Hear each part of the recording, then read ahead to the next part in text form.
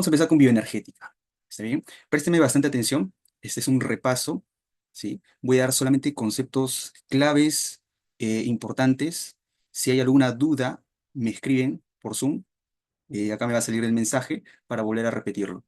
También me voy a tomar mi tiempo, mi paciencia para poder hacerles entender. Solamente conceptos claves nomás. No me voy a explayar mucho, ¿está bien? Porque eso ya se ha visto en la parte teórica, ¿sí? De una forma más detallada. Entonces acá vamos a hacerlo sencillo, son conceptos claves, importantes, que no debes olvidar y que son importantes en el área de bioquímica, ¿ya? Especialmente bioenergética. Bien, entonces vamos a empezar con bioenergética, ¿ya? Todos aquí arriba, acá, en la parte superior izquierda de su pantalla. Vamos a empezar con la definición de bioenergética. A ver, bioenergética. Vamos a empezar a desglosar esta palabra. Bio, ¿qué nos hace pensar? ¿Qué es bio? Bio es, ¿qué es bio? Es vida, ¿cierto? Vamos a ponerlo acá. Bio es vida. Ahí está. Vida, seres vivos, organismos vivientes. Ahora pasemos acá. Energe o energética, ya. Pongámosle así en total. Energética. Deviene de energía. ¿Ya? ¿Está bien? Deviene de energía. ¿Y qué es energía? Le voy a poner así una E y un supraíndice cero. ¿Qué es energía? Energía, recuerden que es la capacidad que tiene un sistema para poder generar cambios, ¿sí? Para poder generar cambios o poder generar algún tipo de transformación, ¿sí? Entonces, ¿qué es energía? Es la capacidad, vamos a ponerla acá, la capacidad de un sistema para poder generar cambios, específicamente trabajo, ¿ya? Es la capacidad que tiene un sistema para generar trabajo. Voy a ponerlo con un W, ¿ya? Trabajo o cambios, como le menciono. Cambios del entorno específicamente, ¿ya? Entonces, energía, a ver, pongámosle un ejemplo. A ver, cuando yo quiero cargar mi laptop, tengo que conectarlo a un enchufe, ¿cierto? Le va a llegar a mi laptop energía. ¿Qué tipo de energía le llega? Energía eléctrica. ¿Está bien? Listo. Carga la batería y va a empezar la función de la laptop. ¿Está bien? Va a empezar a funcionar, va a empezar a generar trabajo. ¿Está bien?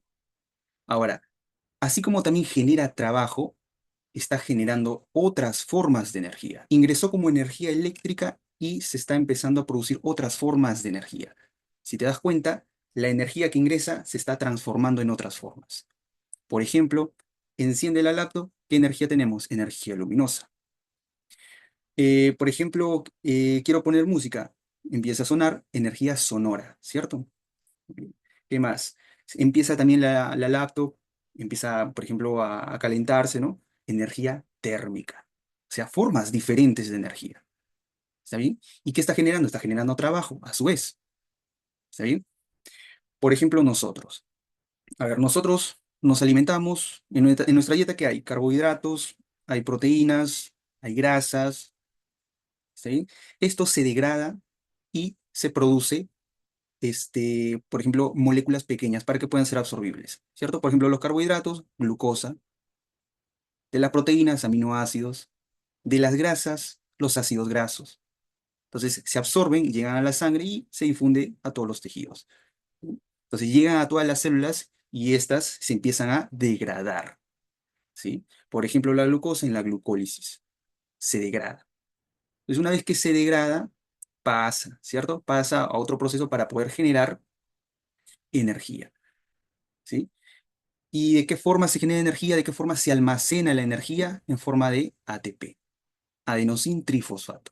Ese adenosín trifosfato va hacia otros órganos, por ejemplo, va hacia el músculo para poder generar la contracción muscular, ¿cierto? Va hacia los filamentos de actina, de miosina para poder generar contracción muscular. ¿Sí? Y al generar contracción muscular, estamos generando trabajo, ¿cierto? Funcionamiento. Y esa forma de trabajo también genera energía. ¿Qué energía? Energía mecánica. Ahora, no tan solo energía mecánica, sino también energía térmica, calor, ¿cierto? Muy bien. Entonces, ¿qué ha pasado? Ingresa por medio de una molécula, energía química, ¿sí? Energía química y se transforma a energía mecánica, genera trabajo, sí, y se transforma en energía mecánica, energía térmica. ¿Está bien? Entonces, si te das cuenta, eso es energía, es la capacidad de un sistema para generar trabajo o generar cambios en el entorno.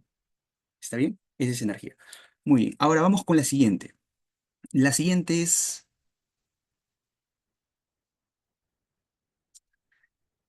TICA. ¿Qué es TICA? TICA es simplemente disciplina. Disciplina, estudio, voy a poner estudio mejor. Estudio. ¿Sí? Ese es TICA, es estudio. Entonces, en conjunto, ¿qué es bioenergética? Es el estudio o la disciplina, ¿sí? Que se encarga de estudiar la energía en los seres vivos. Entonces, su definición, que estamos viendo su definición etimológica, ¿cuál es? Es el estudio, ¿sí? Ahí está, es el estudio de la energía de los seres vivos. Eso es bioenergética. ¿Está bien? Esa es bioenergética. Sencillo, esa es su definición etimológica. Es el estudio de la energía en los seres vivos o de los seres vivos. Ahora, si ustedes han revisado, han leído, por ejemplo, el Harvard se va un poquito más allá, no menciona como el estudio de energía de seres vivos, sino menciona, por ejemplo, el estudio de los cambios de energía de los seres vivos. Es un poco más específico, un poco más detallado. Entonces, pueden considerarlo. Pero esta es su definición etimológica. Estudio de la energía de los seres vivos. Una definición un tanto general. Su definición un poco más precisa sería el estudio de los cambios de energía de los seres vivos. ¿Está bien? Muy bien. Ahora, bioenergética, recuerden que es una subdisciplina de la bioquímica. ¿Está bien? Y es considerada la termodinámica. ¿Sí? Es considerada la termodinámica de la bioquímica. Ahí está. Es la termodinámica de la bioquímica. Ahora, ¿por qué se le considera la termodinámica de la bioquímica? Vamos a ver por acá.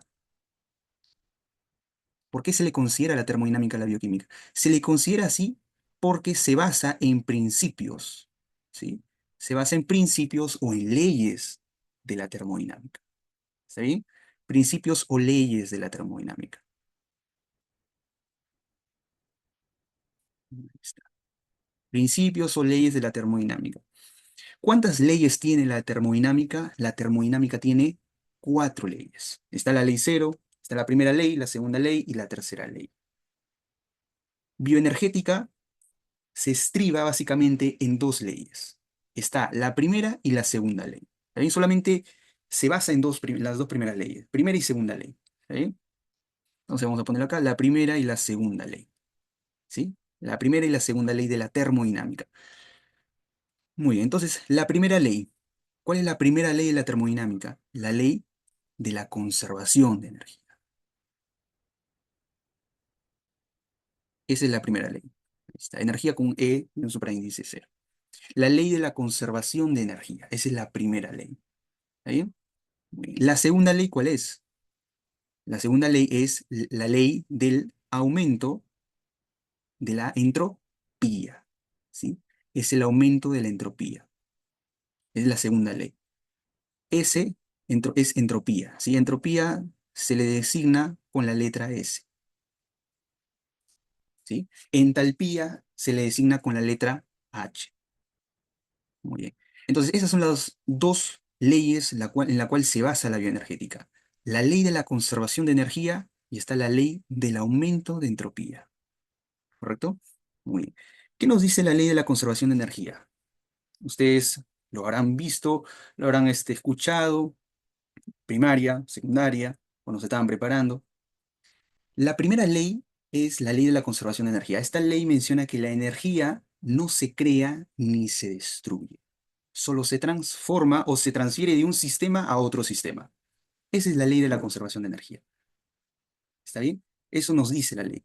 Entonces, ¿qué entendemos con eso? Que la energía no se pierde, simplemente sigue un ciclo, pasa de un sistema a otro y de este otro sistema a otro sistema y así sucesivamente hasta que vuelve nuevamente al sistema de inicio. Es un ciclo. ¿Está bien? Entonces, hagamos un ejemplo, ¿no? Una energía de un sistema, ahí está un sistema número uno, se transfiere a otro sistema. Y este otro sistema forma otra forma de energía. ¿Está ahí? Y así sucesivamente, hasta llegar al mismo.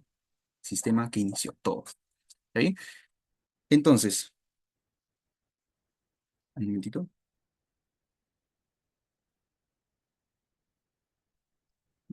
Muy bien, entonces, esa es la ley de la conservación de energía. Entonces, ¿qué nos dice esta ley? Que la energía se transfiere o se transforma, ¿sí? Pero la cuestión es que se mantiene dentro de los sistemas. Es un ciclo, todo da vueltas, ¿correcto? Muy bien. Esa es la ley de la conservación. No se pierde, ojo, no se pierde, no se destruye, simplemente se transforma. Como el ejemplo que les mencioné, ¿no? Viene energía eléctrica, carga mi laptop, listo. Y de ahí se empieza a formar otras formas de energía. Genera trabajo, sí, y forma otras formas de energía. Energía luminosa, energía sonora, energía térmica, etcétera. ¿Está bien? Muy bien. Y así se disipa, por ejemplo, energía térmica se disipa al entorno, al universo, y nuevamente vuelve a generarse energía y así sucesivamente. La energía no se pierde, se transforma o se transfiere de un sistema a otro sistema. Muy bien. Ahora vamos con la segunda ley. La segunda ley nos habla de la entropía. ¿Sí? ¿Qué nos dice esta segunda ley? Así, o sea, mencionarles así sucinto, esta ley nos menciona que en todo proceso espontáneo hay un aumento de la entropía del universo. Así, de forma precisa. Esa es la segunda ley. En todo proceso espontáneo hay un aumento de la entropía del universo. ¿Está bien? Ejemplo de procesos espontáneos. Por ejemplo, para que se me pueda entender, ¿ah? Porque esto es complicado algunas veces de poder entenderlo y poder explicarlo también. A ver, para que se me pueda llegar. Eh, hagamos la idea que tenemos una taza de café caliente, ¿sí? Y lo pongamos en una habitación. ¿Sí? Listo, lo dejo en una mesa y cierro la habitación. Controlo unos 10, 15 minutos, vuelvo nuevamente a esa habitación y noto que mi café está frío. ¿Qué ha pasado ahí? Lo que ha pasado es que el café caliente que ha tenido energía térmica, ¿cierto? Ha tenido energía térmica, una energía térmica alta, ¿cierto? Entonces, ¿qué es lo que ha pasado? Ha pasado esa energía térmica en forma de calor a otro sistema, ¿cierto? Que ha tenido menos energía térmica, ¿sí? Entonces, en pocas palabras, ¿qué ha pasado? Se ha disipado en forma de calor, se ha disipado al ambiente, al entorno. ¿Sí? Entonces, a eso nosotros lo denominamos un proceso espontáneo. ¿Está bien? Entonces, ¿qué es un proceso espontáneo? Es cuando se da sin la presencia, ¿sí? de algún factor externo que esté involucrado en ese proceso. Entonces, ¿qué es un proceso espontáneo? Simplemente es todo proceso en el cual no hay adición de energía que provenga de un factor externo. ¿Está bien? Entonces, ese es un proceso espontáneo. El ejemplo, el café caliente se disipó. ¿Hubo intervención de un factor externo? No. Ahora, ¿cuándo consideramos un proceso que no es espontáneo? Cuando agarro a ese mismo café y lo vuelvo a calentar. Ahí que estoy adicionando un factor externo. ¿Y cuál es ese factor externo? Energía. Estoy volviéndola a calentar. ¿Está bien? Estoy aplicando la energía. Eso es un factor externo. Porque así, de forma espontánea, el café no se calienta. Tendría que llevarlo a una tetera o llevarlo a calentar nuevamente, ¿cierto? O sea, de forma espontánea no sucede. Yo tendría que añadirle un factor externo para que volverlo a calentar. ¿Sí se me entiende? Listo. Entonces, esos son los procesos espontáneos. ¿Sí? Y hay muchísimos ejemplos, ¿correcto? Por ejemplo, la contracción muscular, igualmente, genera energía, energía térmica, y la energía térmica se disipa en forma de calor. Ese es un proceso espontáneo. Va de un sistema que tiene mayor calor a un sistema de menor calor, ¿correcto? Listo.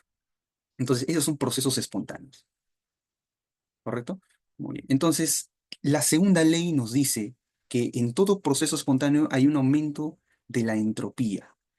Entonces, vayamos a qué es entropía. Entropía, recuerden que es una magnitud, ¿sí? Es una magnitud termodinámica, ¿está bien? El cual mide, porque como toda magnitud, ¿qué es lo que hace? Mide. ¿Y qué va a medir?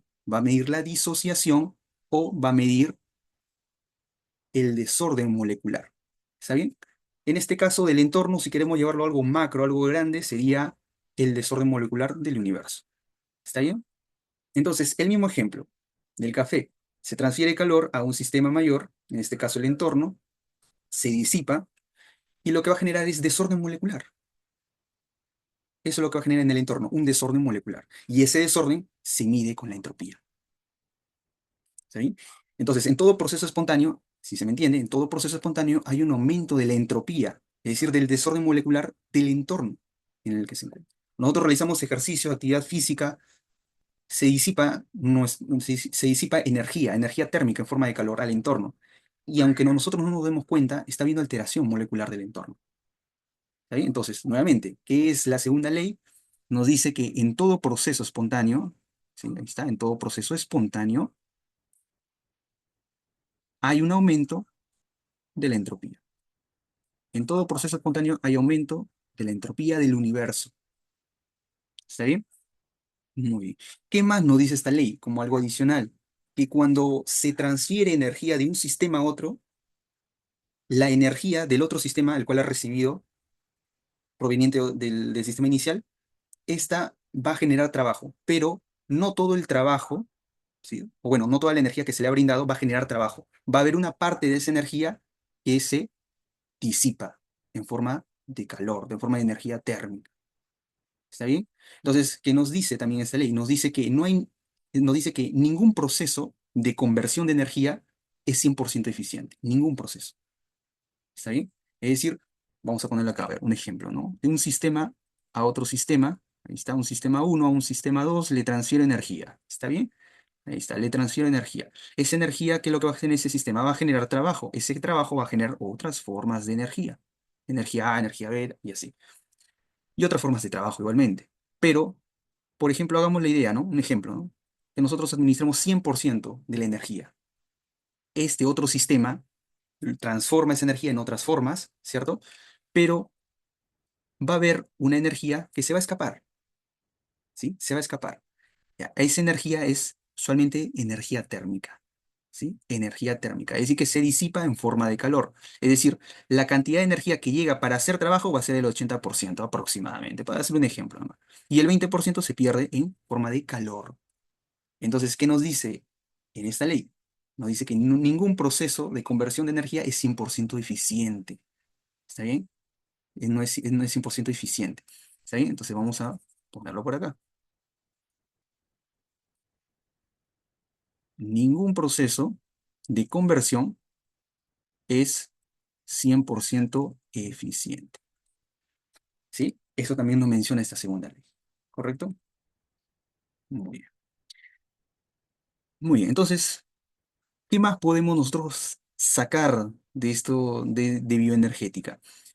Aquí también hay que detallar con respecto a la energía libre de Gibbs. La energía libre de Gibbs.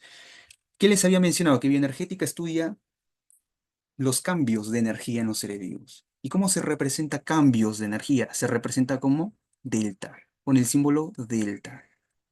¿Está bien? Así es como se representa cambios. ¿Sí? Cambios de energía se representa con la letra, perdón, con el símbolo delta. ¿Ahí está? Entonces, delta G, esos son cambios, ¿sí? Cambios de energía, en este caso, energía libre de Gibbs. Entonces, delta G es energía libre de Gibbs, ¿sí? Cambios de energía libre. ¿Y qué es la energía libre de Gibbs? La energía libre de Gibbs básicamente es la energía necesaria para poder generar trabajo. Ese es delta G. Es la energía necesaria para poder generar trabajo. Ahora, no te voy a mencionar acá la fórmula, porque esto viene de una fórmula. Te voy a mencionar acá los resultados, los posibles resultados y a qué tipo de reacciones pertenece. Por ejemplo, el delta de Gibbs nos puede salir, por ejemplo, un delta de Gibbs mayor de cero, nos puede salir un delta de Gibbs menor de cero o un delta de Gibbs igual a cero, ¿sí? Mayor de cero, menor de cero o igual a cero, ¿correcto? Si es mayor de cero, ¿qué decimos? Estamos hablando ante una reacción endergónica, ¿sí? Estamos hablando ante una reacción endergónica. Si el delta de Gibbs es menor de cero, es decir, es negativo, estamos hablando ante una reacción exergónica. ¿Está bien? Y si es igual a cero, hablamos de un equilibrio. Ahora, recuerda que reacción endergónica es muy diferente a reacción endotérmica. ¿Está bien? A ver, vamos a ponerlo por acá. Cuando nosotros decimos reacción endergónica, no es igual a reacción endotérmica. Es totalmente diferente. Cuando nosotros nos referimos a reacción endotérmica, nosotros decimos que está utilizando energía, pero energía térmica, es decir, está utilizando calor, en pocas palabras. Pero cuando nosotros, acá decimos, está utilizando calor, bueno, calor o energía térmica, ¿sí? Pero cuando nosotros decimos una reacción endergónica, decimos que está utilizando energía, pero sin especificar qué tipo de energía, porque nosotros sabemos que hay un montón de energía, energía cinética, ¿cierto? Energía mecánica, energía térmica, energía química, etcétera.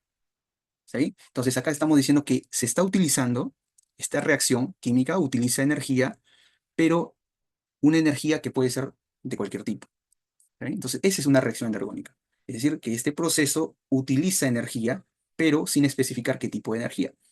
Muy a diferencia de una reacción endotérmica, donde nos menciona que es una reacción en la cual se está utilizando energía, pero energía térmica, energía en forma de calor.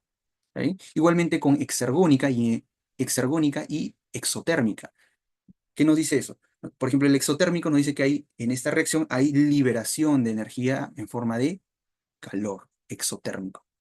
Mientras que exergónico es la liberación de energía, ¿sí? Pero sin especificar qué tipo de energía. ¿Está bien? Entonces, esa es la diferencia. ¿Ya? No es lo mismo endergónico que endotérmico, ni exergónico con exotérmico. ¿Está bien? Entonces, esas son las diferencias. Entonces, justo les había mencionado una forma para poderse acordar, porque esta es pregunta de examen. ¿Qué nos dice? A ver, nos dice, si el delta de Gibbs, así nos dice, si el delta de Gibbs es menor de cero, ¿de qué tipo de reacción estamos hablando? De una reacción exergónica. ¿Y cómo yo me acordaba?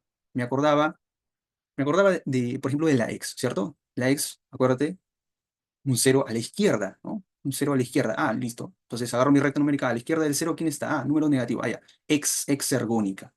¿Sí? Entonces, así es como yo me acordaba. Y lo demás, obviamente, si es mayor de cero, sería endergónica. Y si es igual a cero, sería una reacción en equilibrio. ¿Está bien? Entonces, bioenergética se centra en los cambios de energía, específicamente, en el delta G. ¿Sí? ¿Qué es el delta G? Son energía libre de Gibbs, que es la energía útil para realizar trabajo en un sistema, ¿cierto? Muy bien, si es mayor de cero, endergónica. Si es menor de cero, exergónica. Y si es igual a cero, una reacción en equilibrio, ¿correcto? Entonces, así es como me acordaba. Entonces, vamos nuevamente por acá. Conceptos claves. ¿Qué es bioenergética? Bio, vida, seres vivos. ¿Qué es energética? Deviene de energía. ¿Y qué es la energía? Es la capacidad que tiene un sistema para generar trabajo o generar cambios en el entorno. ¿Está bien? Entonces, en pocas palabras, la definición, ¿cuál era? Definición etimológica. Es el estudio de la energía en los seres vivos. ¿Está bien? Ahora, mencionábamos que la bioenergética es denominada la termodinámica de la bioquímica. ¿Y esto a qué se debe? A que estudia los principios de la termodinámica. ¿Está bien? Estudia los principios de la termodinámica. ¿Y cuáles son esos principios en la cual se basa la bioenergética? Dos principios, dos leyes. La primera ley, la ley de la conservación de energía. Y la segunda es la ley del aumento de entropía del universo. ¿Qué nos dice la primera ley? La energía no se crea ni se destruye, solo se transforma o se transfiere de un sistema a otro sistema. Justo les había representado T/T. Se transfiere o se transforma. ¿Está bien?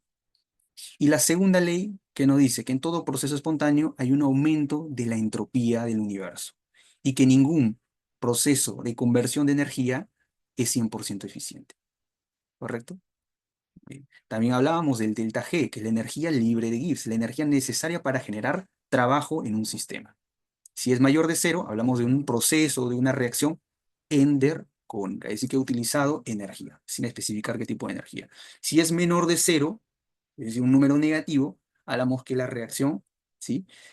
Libera energía, ¿cierto? Libera energía, pero sin especificar qué tipo de energía. ¿Está bien? Y cuando es igual a cero, decimos que la reacción está en equilibrio. No es ni endotérmica ni exotérmica. ¿Está bien? Muy bien, entonces ahí hemos detallado conceptos sumamente claros con respecto a eso. ¿Ya? Discúlpenme. Muy bien. Entonces, vamos a ver por acá. Pasamos ahora a lo que es adenosin trifosfato. ¿Está bien? Adenosin trifosfato, o también denominado trifosfato de adenosina. ¿Está bien?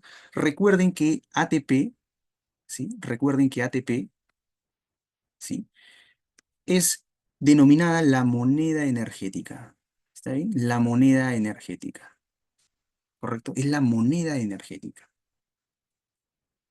¿Qué más? Recuerda que es un nucleótido. El ATP es un nucleótido. ¿Ya? Ese es ATP, es un nucleótido. ¿Sí? Entonces, considerado moneda energética, considerado un nucleótido.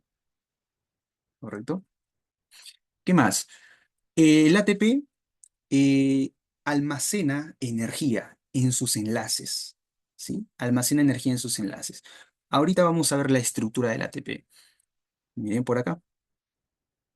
Aquí tenemos a la estructura convencional que tenemos del ATP. El ATP, recuerden que está compuesta por una base nitrogenada, está compuesta por un azúcar, ¿sí? Y está compuesta por tres grupos fosfato. Nuevamente, está compuesta por una base nitrogenada, un azúcar y tres grupos fosfato. ¿Está bien? Muy bien. Entonces, el ATP, como les había mencionado, está compuesta por esta estructura, que es una base nitrogenada. ¿Sí? Es una base nitrogenada. La base nitrogenada, ¿sí? Por teoría, nosotros sabemos que hay dos tipos, ¿cierto? Las purinas y tenemos a las pirimidinas, ¿cierto? Las purinas y las piriminas. ¿Quiénes forman parte de las purinas? La adenina y tenemos a la guanina, ¿cierto? Adenina y guanina. Y en las piriminas tenemos a la citosina, con C o con S, con S, ¿cierto?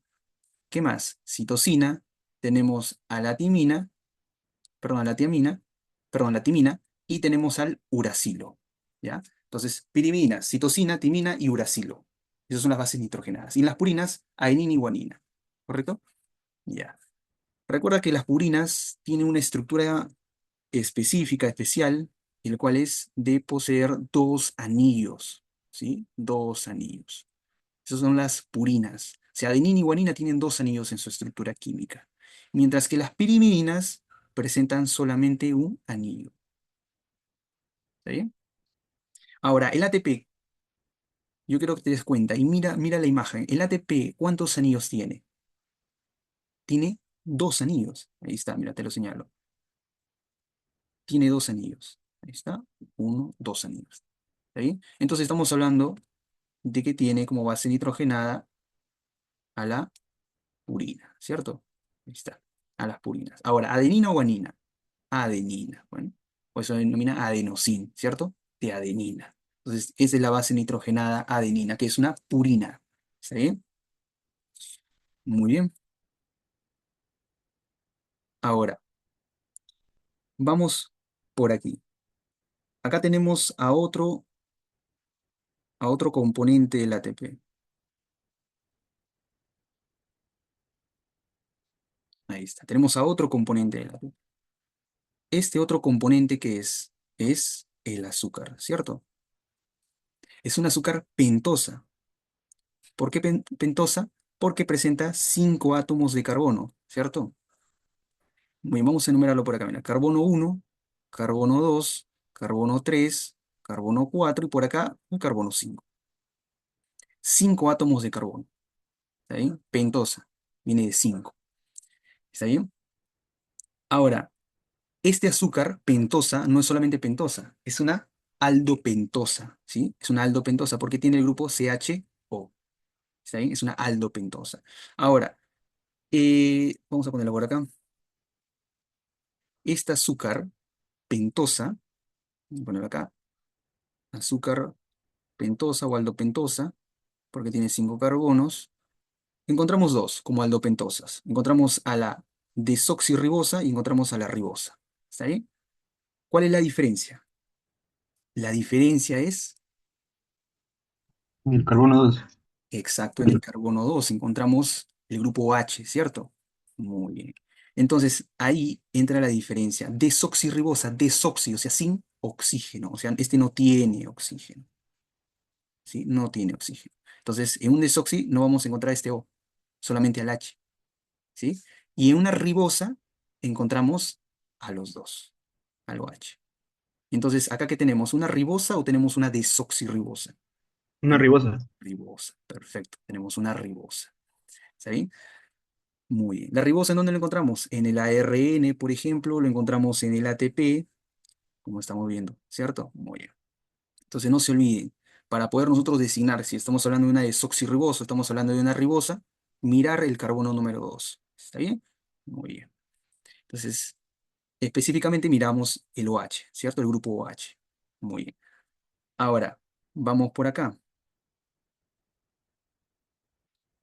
Por acá, ¿quién tenemos?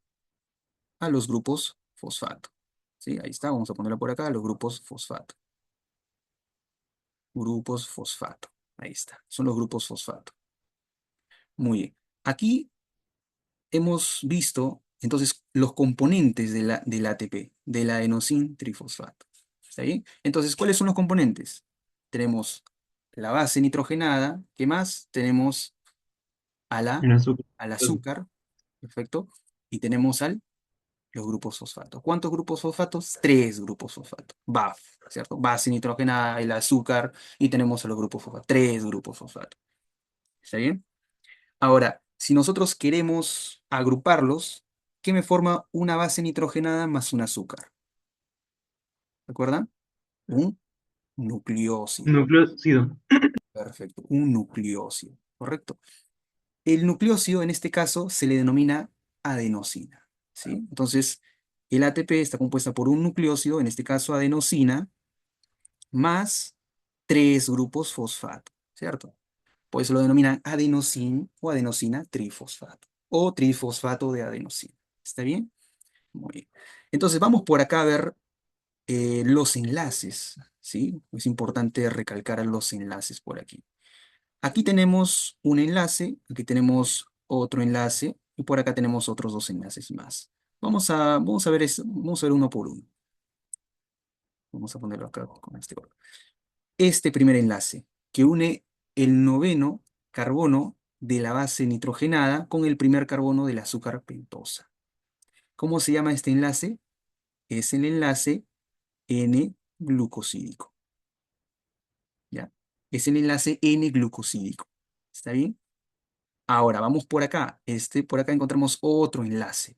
Este otro enlace comunica el carbono 5 del azúcar pentosa, de la ribosa, con el primer grupo fosfato. ¿Cómo se llama ese enlace? Es el enlace fosfoéster, ¿ya? Es el enlace fosfoéster. Enlace fosfoéster. ¿Está bien? Recuerda que el enlace fosfoéster conecta el carbono 5 de la pentosa con el primer grupo fosfato. ¿Está bien? Ahora pasemos por acá. Por acá tenemos a otros enlaces. ¿Sí? Vamos a ponerlo por acá. Ahí está. Otros enlaces. Estos otros enlaces son enlaces que unen un grupo fosfato con otro grupo fosfato. ¿Cómo se les denomina estos enlaces? Enlaces, recuerda, enlaces fosfoanhidro. Enlaces fosfoanhidro. Ahora, ¿cuál es la pregunta de examen que te dicen acá? ¿Cuántos enlaces fosfoanhidro presenta la molécula de ATP? ¿Cuántos? Mira, uno, dos. Dos enlaces fosfoanhidro. ¿Está bien? Dos enlaces fosfoanhidro. Ahora, te dicen también cuántos enlaces fosfoéster presenta la molécula de ATP. Un enlace fosfoéster. ¿Está bien? Un enlace fosfoéster. Muy bien. Entonces, recordar, entonces, no te olvides cuántos enlaces fosfoéster tiene el ATP. Un enlace fosfoéster. ¿Está bien? ¿Cuántos enlaces fosfoanhidro tiene el ATP? Dos enlaces fosfoanhidro. ¿Está bien? Ahora, otra pregunta que te hacen, te dicen, ¿cuál de estos enlaces son las que almacenan energía? ¿Cuál de estos enlaces almacenan energía? Fosfanhidro. Exacto, los enlaces fosfonilos. Perfecto. Entonces, los enlaces fosfonilos son los que almacenan energía, ¿sí? Son los que almacenan energía, altas cantidades de energía. ¿Está bien? Los enlaces fosfonilos. ¿Está bien? Estos almacenan altas cantidades de energía. Ahora, ¿por qué estos almacenan altas cantidades de energía? Porque si te das cuenta, los grupos fosfato tienen cargas negativas por el oxígeno, tienen cargas negativas. Entonces, tenemos dos cargas negativas. ¿Qué va a existir? ¿Va a existir atracción o va a existir repulsión?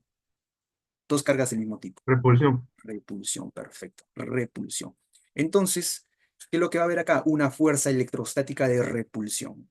¿Sí? Y estos enlaces fosfonhidro están básicamente uniendo a estas dos moléculas que tienen una tendencia a simplemente salirse. Entonces, estos enlaces almacenan una alta cantidad de energía. Así como almacenan altas cantidades de energía, estos enlaces fosfonhidro son enlaces inestables, ¿sí? Son enlaces inestables, porque en cualquier momento se pueden romper, o con mayor facilidad se pueden romper. ¿Está bien? Muy bien. El enlace fosfoéster es un enlace prácticamente estable. ¿Está bien? Entonces, la inestabilidad entra a tallar aquí, en los grupos fosfato. ¿Sí? Muy bien. Ahora, el ATP como tal, fisiológicamente, no lo encontramos así, con esta estructura. Siempre lo encontramos en forma de un complejo. Un complejo unido, es decir, la molécula de ATP unido a un ion. Ese ion se le denomina el ion magnesio, ¿sí? O sea, como tal no lo encontramos así al ATP, lo encontramos siempre unido al ion magnesio. El ion magnesio en estado divalente, ¿está bien? Entonces ese es otro dato. Siempre lo encontramos unido al ion magnesio en estado divalente. Eso nunca te olvides. Es decir, lo encontramos en forma de un complejo, ¿está bien? Muy bien. Entonces, esto es importante porque el magnesio lo que hace básicamente es estabilizar a los grupos fosfato. Los grupos fosfato constantemente están en constante, hacia repulsión. O sea, en cualquier momento estos se pueden romper. Entonces, ¿quién lo estabiliza? Lo va a estabilizar el ion magnesio en estado divalente. ¿Está bien? En su forma divalente. No te olvides de eso, ¿ya? Entonces lo encontramos en forma de un complejo con el magnesio. ¿Correcto? Ya. Ahora, otro dato importante que debes recordar es que el ATP, como su propio nombre, es una moneda energética. O sea, esto se utiliza inmediatamente. No es que se forme y se almacene y lo tengamos todo el tiempo. No. Si es que se forma, se utiliza para procesos que lo ameriten inmediatamente. ¿Está bien? Por ejemplo, nosotros realizamos contracción muscular, nos ejercitamos, hacemos ejercicio. Entonces, nuestros músculos necesitan ATP. ¿Sí? Nuestros músculos necesitan ATP, especialmente los filamentos. Y acá tenemos la imagen, pues, ¿no? Acá que tenemos los filamentos, ¿sí? Acá tenemos dos filamentos. Tenemos los filamentos de actina, ¿sí? Y tenemos los filamentos de miosina, ¿sí? ¿Sí? Ahí está. Estos son los filamentos de miosina, ¿está bien?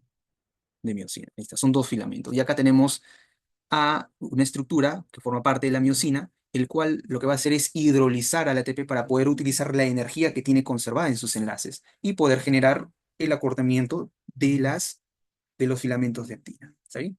Entonces, genera el acortamiento, genera contracción muscular. ¿Correcto? Muy bien. Entonces, para eso es importante el ATP, eso es un ejemplo claro.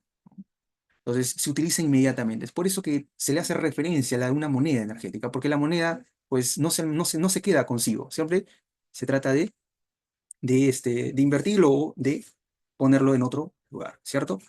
Muy bien. Entonces, esa es la idea para que se pueda comprender de lo que es ATP. ¿Sí? Muy bien. Entonces, la moneda nosotros usualmente no la tenemos, siempre se invierte, ¿correcto? Entonces, esa es una representación para que se pueda tener en cuenta. Entonces, el ATP es para una acción inmediata. Si lo amerita, se forma ATP. Si no lo amerita, se encuentra moléculas de ADP sin ser fosforiladas. ¿Sí? Muy bien. Entonces, eso quiero que tengas en cuenta. Recuerda que el ATP es una molécula inestable, ¿sí? Es una molécula inestable, más que todo por sus grupos fosfato. ¿Está bien? Muy bien. Ahora, por acá, el ATP, ahí está, que es pregunta de examen, el ATP se encuentra en forma de un complejo, ¿sí? En un complejo unido con el ion magnesio en estado divalente, ¿sí? No se encuentra como ATP, como nosotros lo conocemos, no, así no se encuentra. Se encuentra unido al magnesio en su estado divalente. ¿Está bien? Muy bien. Entonces, no te olvides, ¿qué conforman al ATP? Una base nitrogenada, un azúcar y grupo fosfato. ¿Sí? Muy bien. Entonces, vamos avanzando. Ahora, a ver, por acá para agregar algo más. A ver, por acá. ¿Qué pasa si el ATP se hidroliza? Sacamos un grupo fosfato. Nos quedamos con dos grupos fosfato. ¿Cuál sería más estable? ¿El ATP, como lo conocemos, o el ADP? ¿Cuál sería más estable? El ADP, porque solamente tendría dos grupos fosfato, no tendría tres. Si tiene tres es más inestable. El ADP sería más, un poco más estable, entre comillas, un poco más estable. ¿Está bien? Muy bien. Entonces, esos son los datos importantes que debes conocer de ATP. ¿Está bien? Es una moneda energética, es un nucleótido, ¿sí? Está conformado por una base, un azúcar y grupos fosfatos. ¿Sí? Y recuerda que el ATP se encuentra en forma de complejo unido al ion magnesio en estado divalente. ¿Cuántos enlaces tiene el ATP? Tenemos enlace fosfodiéster, tenemos enlace fosfonidro, tenemos el enlace N-glucosídico. ¿Cuántos enlaces fosfonidro tiene el ATP? Dos enlaces fosfonidro, ahí está. ¿Cuántos enlaces fosfoéster presenta? Un enlace fosfoéster. ¿Está bien? Entonces, eso es un dato preciso que debes conocer de ATP. Muy bien, entonces vamos a pasar por acá. Vamos a hablar de oxidación biológica. ¿Está bien? Vamos a hablar de oxidación biológica. Miren, por acá. Profe, Dígame. una preguntota. Mire, usted ha dicho acerca del magnesio, ¿no? Y que siempre el magnesio va a mantener unidos, me Ujú, parece, los grupos fosfatos y va a apoyar al enlace fosfanidro. ujú, Y, por ejemplo, supongamos, ¿no? Que hay un paciente que tiene baja cantidad de magnesio, ujú. entonces eso influiría también en la producción de energía y, por ejemplo, el paciente podría estar fatigado siempre o algo así. Así, sí, ¿se Claro, podría sí. pasar eso? Claro, el magnesio tiene muchas funciones, de funcionar como una, por ejemplo, como un cofactor, una coenzima, así como también de estabilizar el ATP. Si no existiera el magnesio, el ATP simplemente se fragmentaría o hubiera una mayor tendencia a fragmentarse, y es por eso que no generaría como tal, por ejemplo, la contracción muscular que tú mencionas, ¿no? Se habría, por ejemplo, un déficit, ¿no? Por déficit de magnesio, ¿no? Obviamente generaría fatiga muscular, como mencionas, claro, porque para la contracción muscular necesitamos ATP. Entonces, si habría un déficit de magnesio, pues lo que generaría es una fatiga muscular. Y eso es correcto, ¿sí? Eso es correcto. Está muy bien. Ese sí, es así básicamente. El magnesio como tal estabiliza la ATP. Si no existiera, simplemente se fragmentaría o habría una tendencia a fragmentarse y no se utilizaría como tal. ¿Sí? Está bien. Ahora, el magnesio también lo podemos encontrar como otras formas, como les menciono, como cofactores, como grupos prostéticos, ¿correcto? Que van a permitir también activar algunas enzimas. O sea, también tiene un compromiso enzimático. ¿Está bien? Y ahorita lo vamos a ver. Es muy buena la inquietud, sí, eso es correcto. Entonces, el magnesio tiene una gran repercusión. Recuerda que el magnesio, que es un bioelemento muy importante, es un bioelemento secundario. Y cuando nosotros hablamos de que es un bioelemento secundario, no decimos que es básicamente, no decimos que no se utilice o que no sea importante. O sea, de todas formas, todo bioelemento es importante como tal, todo bioelemento. Así sea bioelemento secundario, terciario. Y si hay una alteración, ¿sí? Producto, sea por la ingesta o por un proceso metabólico tal vez, esto puede repercutir en la calidad de vida o en la forma en cómo nos desempeñamos a diario. Entonces es muy buena la inquietud. Y sí, sí es correcto, sí repercute. No tan solo en la generación de energía, sino también en la activación enzimática, porque el magnesio también es considerado un cofactor. Y ahorita lo vamos a ver. ¿Sí? Ya. Entonces vamos a ver por acá. Oxidación biológica. A ver, cuando nosotros hablamos de oxidación biológica, decimos, nos centramos en esta primera palabra, oxidación. ¿Ya? Oxidación. Entonces, ¿qué entendemos por este término? Oxidación biológica lo entendemos como todo proceso en el cual se obtiene energía a partir de reacciones químicas de óxido-reducción. ¿Está bien? Es todo proceso en el cual se obtiene energía, vamos a ponerlo acá, se obtiene energía, ¿sí? Se obtiene energía a partir o a través de reacciones de óxido-reducción. Pero si queremos ser un poco más detallosos, decimos reacciones de oxidación. ¿sí? Entonces, recuerda que bioenergética se centra mucho en cumplir un objetivo, y ese objetivo es entender cómo el organismo, cómo el ser vivo obtiene, almacena y utiliza la energía, ¿correcto? Entonces, aquí oxidación biológica es un foco importante del estudio de la bioenergética, porque acá lo que se va a entender es que en procesos, ¿sí? Hay procesos en el cual se obtiene energía a partir de reacciones de oxidorreducción, reacciones de oxidación específicamente. Y acá tienes que saber comprender tus bases en química, qué es oxidación, qué es reducción. Entonces vamos a recordar bases de química. Nosotros tenemos dos términos, ¿cierto? Oxidación y tenemos reducción. Oxidación y reducción. ¿Está bien? ¿Qué es oxidación? ¿Qué se entiende con oxidación? Se entiende por pérdida, ¿cierto? Pérdida de electrones. Esa es oxidación, pérdida de electrones, ¿sí? Pérdida de electrones. ¿Y qué es reducción? Es ganancia, ganancia de electrones. ¿Está bien? Entonces, ¿qué es oxidación? Pérdida de electrones. ¿Y qué es reducción? Ganancia de electrones. ¿Está bien? Entonces, eso quiero que tengas en cuenta. Pero especialmente recuerda oxidación, ¿sí? Oxidación. Con oxidación tenemos por pérdida de electrones, transferencia de electrones, ceder electrones, ¿correcto? Esa es oxidación. Entonces, eso es muy importante para poder comprender el cómo se obtiene la energía. Entonces, ¿cómo se obtiene la energía? ¿Qué es oxidación biológica? Es todo proceso en el cual se obtiene energía a partir de reacciones de oxidación. Entonces, centrémonos aquí en oxidación, en la cual se pierde energía. Reacciones en la cual se pierde, perdón, se pierde electrones. Se pierde o se transfiere electrones. ¿Está bien? Ahora, recuerda que todo proceso de oxidación biológica, al menos el 80% de ellas son procesos catabólicos, ¿sí? Son procesos catabólicos. Al menos el 80% de ellos son procesos catabólicos. ¿Qué es un proceso catabólico? Es todo proceso en el cual se convierte, se transforman moléculas de mayor complejidad a moléculas de menor complejidad, es decir, moléculas simples. Entonces, oxidación biológica, ¿sí? Estos procesos, todas reacciones de oxidación el 80% suelen ser procesos catabólicos. ¿Está bien? Muy bien. Ahora, el hecho de ser una oxidación, o sea, procesos de oxidación biológica, no quiere decir, ahí lo voy a poner, no quiere decir que se utilice al oxígeno. Es decir, oxidación biológica son procesos en la cual el oxígeno es independiente, ¿sí? No depende. ¿Está bien? Entonces, todo proceso en el cual no necesariamente puede existir presencia de oxígeno.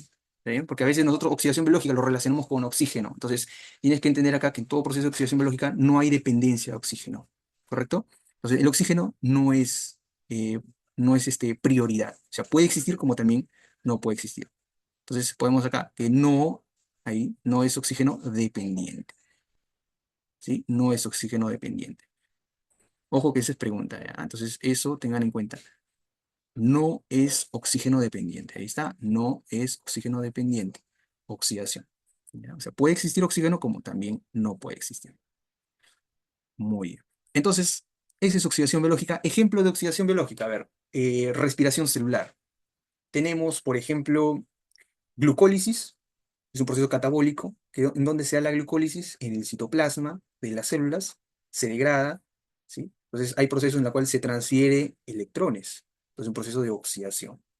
¿Está bien? Entonces, ejemplo, glucólisis. ¿Está bien? ¿Qué más tenemos? El ciclo de Krebs. ¿Dónde se lleva a cabo el ciclo de Krebs? En la matriz mitocondrial. También es un proceso de oxidación biológica. ¿Qué más? La transferencia de electrones a través de la cadena transportadora de electrones es otro ejemplo de oxidación biológica. La fosforilación oxidativa, pues oxidativa es proceso de oxidación biológica. ¿Está bien?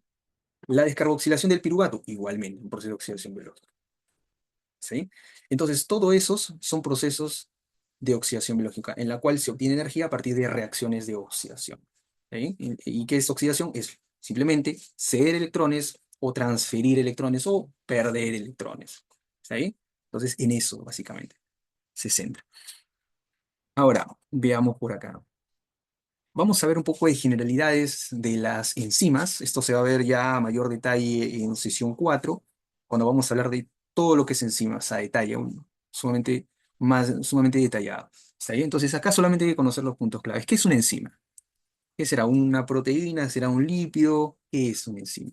Es una proteína. ¿Está bien? Es una proteína.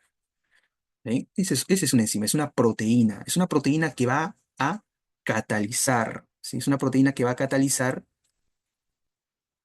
¿sí? Es una proteína que va a catalizar reacciones químicas, ¿cierto?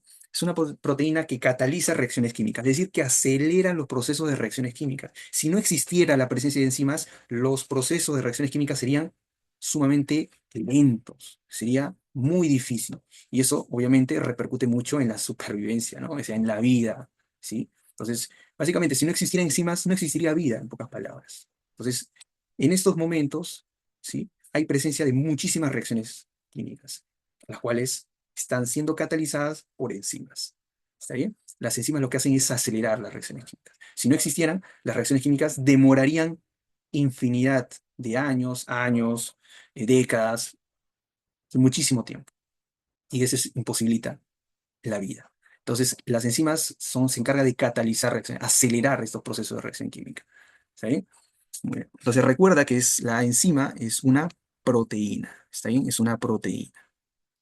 ¿Ya? Muy bien, es una proteína. Muy bien, entonces vamos a ver por acá. Acá tenemos, acá tenemos un esquema de la enzima con sustrato. Acá tenemos al sustrato, ahí está representado con un hexágono, y por acá tenemos a la enzima. Ahí está, ahí tenemos a la enzima. Ahí tenemos ahí a la enzima. Recuerda que el sustrato va a unirse a la enzima, específicamente va a llegar a este espacio, a esta región de la enzima denominada sitio activo. Ese es el sitio activo. Es el sitio activo de la enzima, ¿sí? Es un área en la cual viene el sustrato y se acopla a la enzima, ¿sí? Ese es sitio activo. Muy a diferencia de otro sitio en la cual es diferente al sitio activo. Y lo voy a poner así. Vamos a la idea que este sea un sitio alternativo, ¿sí? Este sitio que no es el sitio activo, ¿cómo se le denomina? Sitio alostérico. Sitio alostérico. ¿Ya? ¿Qué es un sitio alostérico? Es un sitio en el cual es diferente al sitio activo, nada más. ¿Ya? Ahora, en la interacción que existe entre la enzima y el sustrato, va a haber la presencia de sustancias que van a permitir, uno, activar a la enzima, dos, mejorar el funcionamiento de la enzima. ¿Está bien? ¿Cómo se denominan estas sustancias? Cofactores. ¿Sí? Cofactores. Entonces vamos a hablar de los cofactores. Ahí está, los cofactores. Mira, préstame atención acá. Con respecto a los cofactores, son sustancias que van a permitir activar a la enzima, van a permitir mejorar el funcionamiento de la enzima. ¿Sí? Ejemplo, a ver, vamos a ver acá. Los cofactores tenemos dos grupos, ¿sí? Dos grupos principales de cofactores. Tenemos acá a los iones metálicos, ¿sí? Tenemos a los iones metálicos, ahí está, los iones metálicos, y tenemos a moléculas orgánicas. ¿Está bien? Entonces, los cofactores se dividen en dos, en iones metálicos y moléculas orgánicas. ¿Está bien? Muy bien. Entonces, vamos a ver acá los ejemplos de cofactores que son considerados iones metálicos. Tenemos al zinc, estado divalente, tenemos al magnesio, como mencionó su compañero, tenemos también al cobre, tenemos al hierro. Estos son considerados cofactores. Y así hay muchísimos más.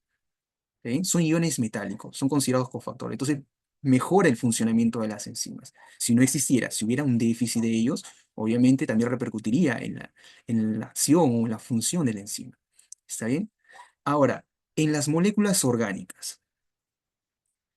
En las moléculas orgánicas, recuerda, cuando un cofactor es una molécula orgánica, se le denomina coenzima. Vamos a ponerlo acá de otro color. Se le denomina coenzima. ¿Sí? Se le denomina coenzima. Se le denomina coenzima. Cuando el cofactor es una molécula orgánica, se le denomina coenzima, ¿correcto? Muy bien. Ejemplos de coenzimas tenemos el NAT, nicotinamida adenina dinucleótido, el NAT.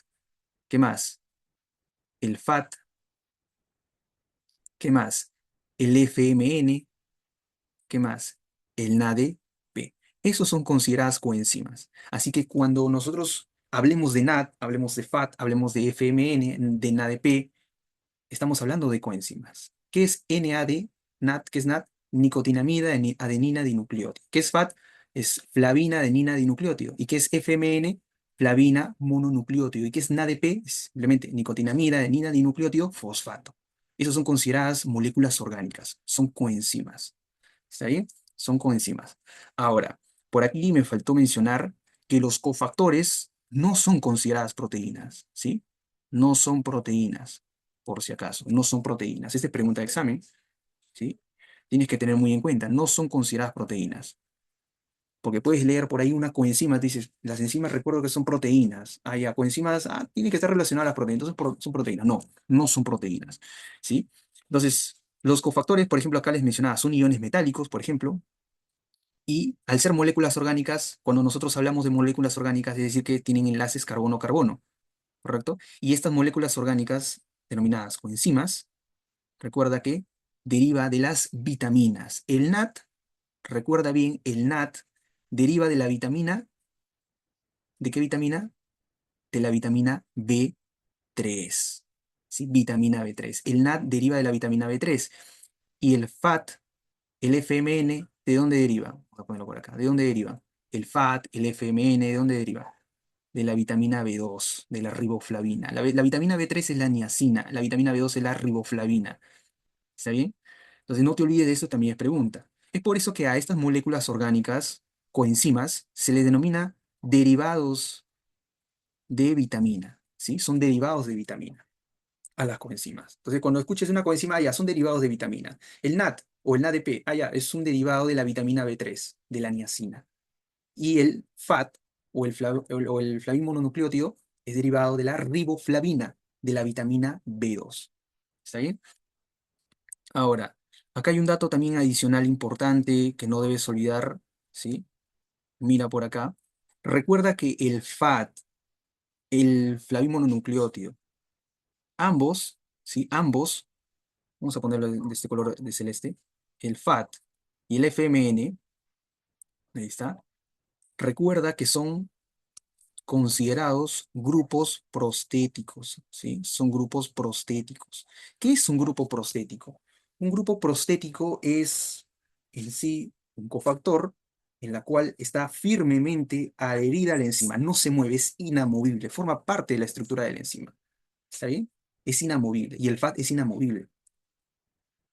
Las únicas coenzimas que se mueven es el NAT y el NADP, son las únicas. Pero el FAT, el FMN, no. Estas se permanecen adherentes a la estructura de la enzima.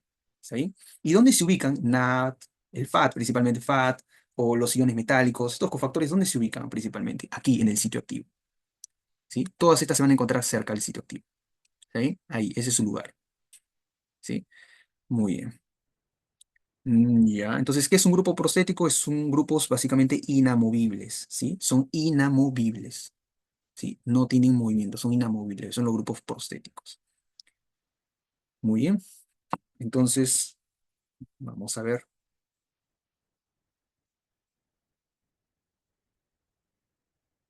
Ya.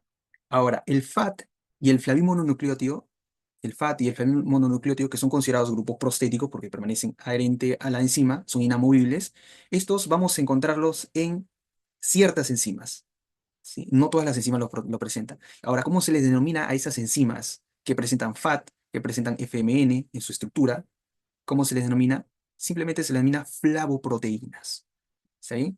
Flavoproteínas, ¿correcto? Entonces son proteínas las cuales tienen FAT, tienen flavimononucleótido en su estructura. Flavoproteínas, nunca te olvides de eso. ¿Está bien? Muy bien. Entonces, esas son generalidades de enzimas, eso lo vamos a ver más a detalle. Y vamos a pasar a los tipos de enzimas oxidorreductasas. ¿sí? O aquellos que están presentes en la oxidación biológica. ¿Está bien? A ver, tenemos, en primer lugar, tenemos a las oxidasas, ¿sí? Ahí están, tenemos a las oxidasas. Ahí está, tenemos a las oxidasas. ¿Qué más tenemos? Aparte de las oxidasas, tenemos a las deshidrogenasas. A las deshidrogenasas. Entonces tenemos oxidasas, tenemos deshidrogenasas. ¿Qué más tenemos? Las hidroperoxidasas. ¿Sí? A las hidroperoxidasas. ¿Qué más? Tenemos a las oxigenasas. ¿Sí? Entonces, ¿cómo reconocer una enzima cuando te planteen en alguna pregunta? A ver, tenemos enzimas, a ver, cuando terminan en el sufijo asa, son enzimas. Te están hablando de enzimas. Entonces, oxidasas, enzimas. Deshidrogenasas, enzimas. Hidroperoxidasas, enzimas. Oxigenasas, enzimas. ¿Está bien? Todas las que estamos viendo son consideradas enzimas, ¿sí? Enzimas presentes en la oxidación biológica. Vamos a ver las funciones de cada una de ellas, ¿sí? Vamos a ver por acá. Por ejemplo, las oxidasas. Recuerda que son estas enzimas, como toda enzima, ¿qué es lo que hace? Cataliza reacciones químicas. Eso es lo principal que debes saber de enzimas. Es todo proteína encargada de catalizar reacciones químicas. ¿Correcto? Muy bien. Ahora, las oxidasas tienen una peculiaridad. Su peculiaridad es que éste utiliza al oxígeno como un aceptor final. ¿Está bien? Muy bien. Entonces vamos a poner acá. Estas enzimas utilizan al oxígeno como aceptor final. ¿Sí? Aceptor final de su proceso de reacción química. ¿Está bien? Entonces, estas utilizan al oxígeno como aceptor final de sus reacciones químicas. Esas son las oxidasas. ¿Está bien? Te voy a brindar unos ejemplos a continuación de las oxidasas. Las deshidrogenasas, ¿qué entiendes por deshidrogenar? Quitar hidrógenos. Sencillo, nada del otro mundo. Entonces son enzimas que catalizan reacciones químicas en base a quitar electrones o a remover hidrógenos, ¿cierto? Entonces, ¿qué es lo que van a hacer las deshidrogenasas? Simplemente remueven hidrógenos. Eso es lo que van a hacer las deshidrogenasas. Remover o quitar hidrógenos. Deshidrogenasas. Las hidroperoxidasas. Las hidroperoxidasas, ¿qué es lo que hacen? Lo que van a hacer es convertir, ¿sí? Lo que van a hacer es convertir al peróxido de hidrógeno en otras formas, ¿sí? Recuerda que el peróxido de hidrógeno es una especie reactiva de oxígeno, y como toda especie reactiva de oxígeno, lo que va a hacer es dañar las estructuras celulares. Daña la membrana lipídica, daña las mitocondrias, daña los organelos, etcétera, ¿sí? Entonces se genera daño celular. Su acumulación de especie reactiva de oxígeno, ¿cómo se le denomina? Estrés oxidativo. ¿Está bien? Ahora, no es el único, hay muchísimas más especies reactivas de oxígeno. ¿Ya? Entonces, especialmente acá, con respecto al peróxido de hidrógeno, estas, al entrar en contacto con las hidroperoxidasas, lo que hace es convertir a ese peróxido de hidrógeno en moléculas que no son dañinas. Por ejemplo, lo puede convertir en agua, puede convertir en oxígeno. Son moléculas que no hacen daño. ¿Está bien? Entonces, convierte los peróxidos de hidrógeno en otras moléculas que no son dañinas. ¿Ya? Ahora, las oxigenasas, asas, igualmente, enzimas, las cuales son enzimas de las cuales utilizan al oxígeno, pero no como aceptor final, sino utilizan al oxígeno para poder reaccionarlo con el sustrato. Entonces, ¿estos qué es lo que hacen? Básicamente, incorporan, lo que hacen es incorporar oxígeno al sustrato, ¿sí? Al sustrato. Eso es lo que hace, incorpora oxígenos al sustrato. ¿Está ahí? Entonces, no confundir oxidasas con oxigenasas, porque es muy común que se puedan hacer bolas en eso. Oxidasas es diferente a oxigenasas. Las oxidasas utilizan el oxígeno como aceptor final, mientras que las oxigenasas incorporan el oxígeno al sustrato. ¿Está bien? Eso es la diferencia. Ahora, por ejemplo, en las hidroperoxidasas tenemos a dos enzimas primordiales. Tenemos a las catalasas y tenemos a las peroxidasas. ¿Sí? Ahí está. Peroxidasas y tenemos a las catalasas. Dos enzimas importantes. En las oxigenasas vamos a encontrar, por ejemplo, al citocromo, P450. Importante para cuando lleven ustedes farmacología, ¿sí? El citocromo P450, ¿sí? Es una hemoproteína, ¿sí? Cuando ustedes vean citocromo P450, es una proteína, no es una enzima, es una proteína, ¿sí? Es una proteína, bueno, que tiene labor enzimática porque es una oxigenasa, pero lo cual tiene un grupo prostético, que es el grupo hemo, ¿está bien? Entonces, este citocromo P450 lo que va a hacer es básicamente la desintoxicación farmacológica. Eso es lo que va a hacer.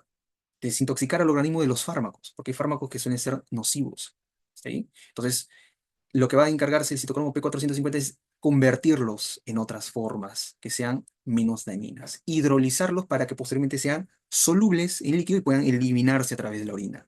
Eso es lo que hace el citocromo P450. Ahora, ¿dónde encontramos al citocromo P450? El citocromo P450 lo encontramos, ahí te lo voy a dibujar, ahí lo tenemos, en el hígado lo encontramos, por ejemplo, en el hígado. ¿Qué más? Lo encontramos en el intestino. Disculpe mi dibujo. En el intestino también lo encontramos. ¿Sí? No solamente es del hígado, también lo encontramos en el intestino. Ahora, el citocromo P450 lo vamos a encontrar también, ¿sí? Lo vamos a encontrar más que todo en estructura celular, lo encontramos en el retículo endoplásmico y también lo encontramos en las mitocondrias. Entonces ha venido preguntas. Esta es pregunta, por ejemplo. Dice, ¿el citocromo P450 exclusivamente se encuentra en el retículo endoplásmico? Falso. No tan solo se encuentra en el retículo endoplásmico, también en las mitocondrias. ¿Está bien? Muy bien. Entonces no te olvides, se encarga de desintoxicar los fármacos. ¿Sí? Se encarga de desintoxicar los fármacos, ¿correcto? Muy bien.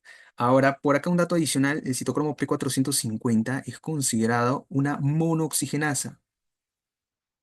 Sí, es una monooxigenasa. ¿Sí? Es considerado una monooxigenasa. Dato. Ya, es una monooxigenasa. Ahora, no confundir, ¿sí? Porque también vamos a encontrar citocromos, por ejemplo, presentes, ¿no? En las oxidasas también. ¿Sí? Entonces, la pregunta puede ser, ¿no? O sea, ¿los citocromos lo encontramos solamente en las oxigenasas? No, también lo podemos encontrar en las oxidasas. ¿Sí? Podemos encontrar citocromos, ¿correcto? Muy bien.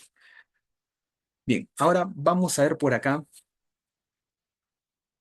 Vamos a ver por acá a la mitocondria. Ahorita te voy a dar ejemplos de oxidasas, te voy a dar ejemplos de deshidrogenasas, ¿sí? Vamos por acá en la mitocondria, ¿ya? A ver, antes de pasar a la mitocondria, acá hay un dato adicional, a ver, que me estoy olvidando. A ver, te había hablado de las coenzimas. El NAT, te había hablado del FAT, ¿correcto? El NAT, del FAT. ¿Qué son consideradas estas? Coenzimas, ¿cierto? Coenzimas. Ahora, recuerda, ¿qué tipo de coenzimas son? ¿Qué tipo de coenzimas son el NAT y el FAT? El NAT siempre con su carga positiva. ¿Qué tipo de coenzimas? ¿En qué estado se encuentra? En un estado oxidado, ¿sí? Se encuentra en un estado oxidado. ¿Cómo yo me acordaba de que se encontraba en un estado oxidado? Simplemente con la D, la última D. Me acuerdo de la D, ya, se refería como si fuera una O, ¿cierto? Oxidado. ¿Está bien? Así me acordaba. NAT y FAT. El NAT, no te olvides que siempre con su carga positiva, porque A no tiene un electrón, ¿sí? El NAT con su carga positiva es porque no tiene un electrón, ¿sí? En pocas palabras, está ionizado, ¿ya? Muy bien. Entonces, el NAT y el FAT están en un estado oxidado. Ahora, ¿cómo puedo hacer yo para poder reducirlos? Eso es importante, pregunta de examen. ¿Cómo puedo hacer yo para reducir al NAT, reducir al FAT, que son coenzimas? Recuerda que para reducirlos necesito dos electrones. Ahí está, dos electrones cada uno. ¿Sí? Eso es fija, dos electrones cada uno. ¿Qué más? Acá entra la variación. El NAT necesita un protón y el FAT necesita dos protones. ¿Está bien? El NAT necesita un protón y el FAT necesita dos protones. Entonces, mira, acuérdate por acá, química nuevamente. El hidrógeno. En la tabla periódica, ¿qué posición se encuentra? ¿Recuerdan? ¿Se encuentra en qué posición? ¿Cuál es su número atómico del hidrógeno? ¿Cuál es su Z? Uno, ¿cierto? Muy bien. Entonces, este va a presentar un protón y va a presentar un electrón. ¿Sí? Un protón y va a presentar un electrón. ¿sí? Un protón y un electrón, ¿correcto? Muy bien. Entonces, este hidrógeno, ¿sí? Este hidrógeno, para que pueda ser considerada como tal, sin ser protón, necesitaría como tal un protón y un electrón. ¿Está bien? Entonces, mira, el NAT ha perdido un electrón, ¿cierto? Entonces, saco acá de los dos electrones un electrón, listo. Le brindo al NAT. Entonces, a ese NAT ya no estaría ionizado, ¿sí? Sería un NAT básicamente establecido. Ahora, ¿qué tendría? Un electrón, ¿cierto? Me quedaría un electrón y tendría un protón. Entonces tendría un electrón y tendría un protón. Entonces, si uno, un electrón por acá y un protón que formó un hidrógeno. Entonces, ¿cuál sería su estado reducido? Simplemente sería el NaDH. Ese es su estado reducido. ¿Está bien? Ese es su estado reducido. Sin tener ninguna carga, ¿sí? Sin estar ionizado, ¿sí? Porque ese es muy frecuente. El NaDH, ¿sí? El NaDH, esto que estamos viendo por acá es su estado reducido. Y el FAT, mira, ve, dos electrones y dos protones. Entonces, ¿cuántos átomos de hidrógeno tengo? Dos átomos de hidrógeno. Entonces, simplemente se une al FAT. ¿Qué me forma? Un FADH, dos. Un FADH2, nada más. Entonces, aquí estamos viendo a un NAT o un FAT reducido. ¿Sí? Eso es estado reducido. ¿Ya? Muy bien. Entonces, eso es importante que sepan, porque te puede preguntar qué necesita el NAT, qué necesita el FAT para poder reducirse. ¿Qué necesita el FAT? ¿Qué necesita el NAT para poder reducirse? La respuesta, para el NAT se necesita dos electrones y un protón. Y para el FAT necesita dos electrones y dos protones para poder reducirse. ¿Está bien? Muy bien. Ojo que no está bien escribir así, NaDH2. Está mal. Así no es. ¿Sí? Si lo vas a escribir, tienes que escribirlo bien. NaDH, estado reducido, más un protón. ¿Sí? Así de esa forma sería. Tenemos acá el NaDH o un NAT reducido y tenemos acá un protón. ¿Está bien? Ya, muy bien. Vamos por acá. Entonces, por acá tenemos a la mitocondria. Por acá tenemos a la mitocondria. Mira, por acá tenemos a la mitocondria. Vamos a ponerlo por acá. Acá tenemos a la mitocondria, que por cierto, ¿qué es la mitocondria? Recuerda que la mitocondria es un organelo. ¿Por qué lo denominamos organelo? Porque tiene membranas. Sí, tiene membranas. Organelo u orgánulo. ¿Está bien? Porque tiene membranas. ¿Cuántas membranas tiene la mitocondria? Tiene dos membranas, no te olvides. Por acá tiene la membrana mitocondrial externa, ¿sí? Y por acá tiene a la membrana mitocondrial interna, ¿sí? Membrana mitocondrial externa y tiene membrana mitocondrial interna, ¿correcto? Muy bien. La membrana mitocondrial externa, recuerda que presenta poros, ¿sí? Y al presentarse poros, ¿sí? Al presentarse poros, permite que ingresen iones, permite que ingresen metabolitos, permite que ingresen otras moléculas, X moléculas, muchísimas moléculas, atraviesan la membrana mitocondrial externa. Es por eso que se dice que esta membrana es permeable, es permeable. Tiene una permeabilidad absoluta, ¿sí? Tiene una permeabilidad absoluta. Ahora, la membrana mitocondrial interna, ¿sí? La membrana mitocondrial interna presenta una permeabilidad relativa, ¿sí? Vamos a ponerlo por acá.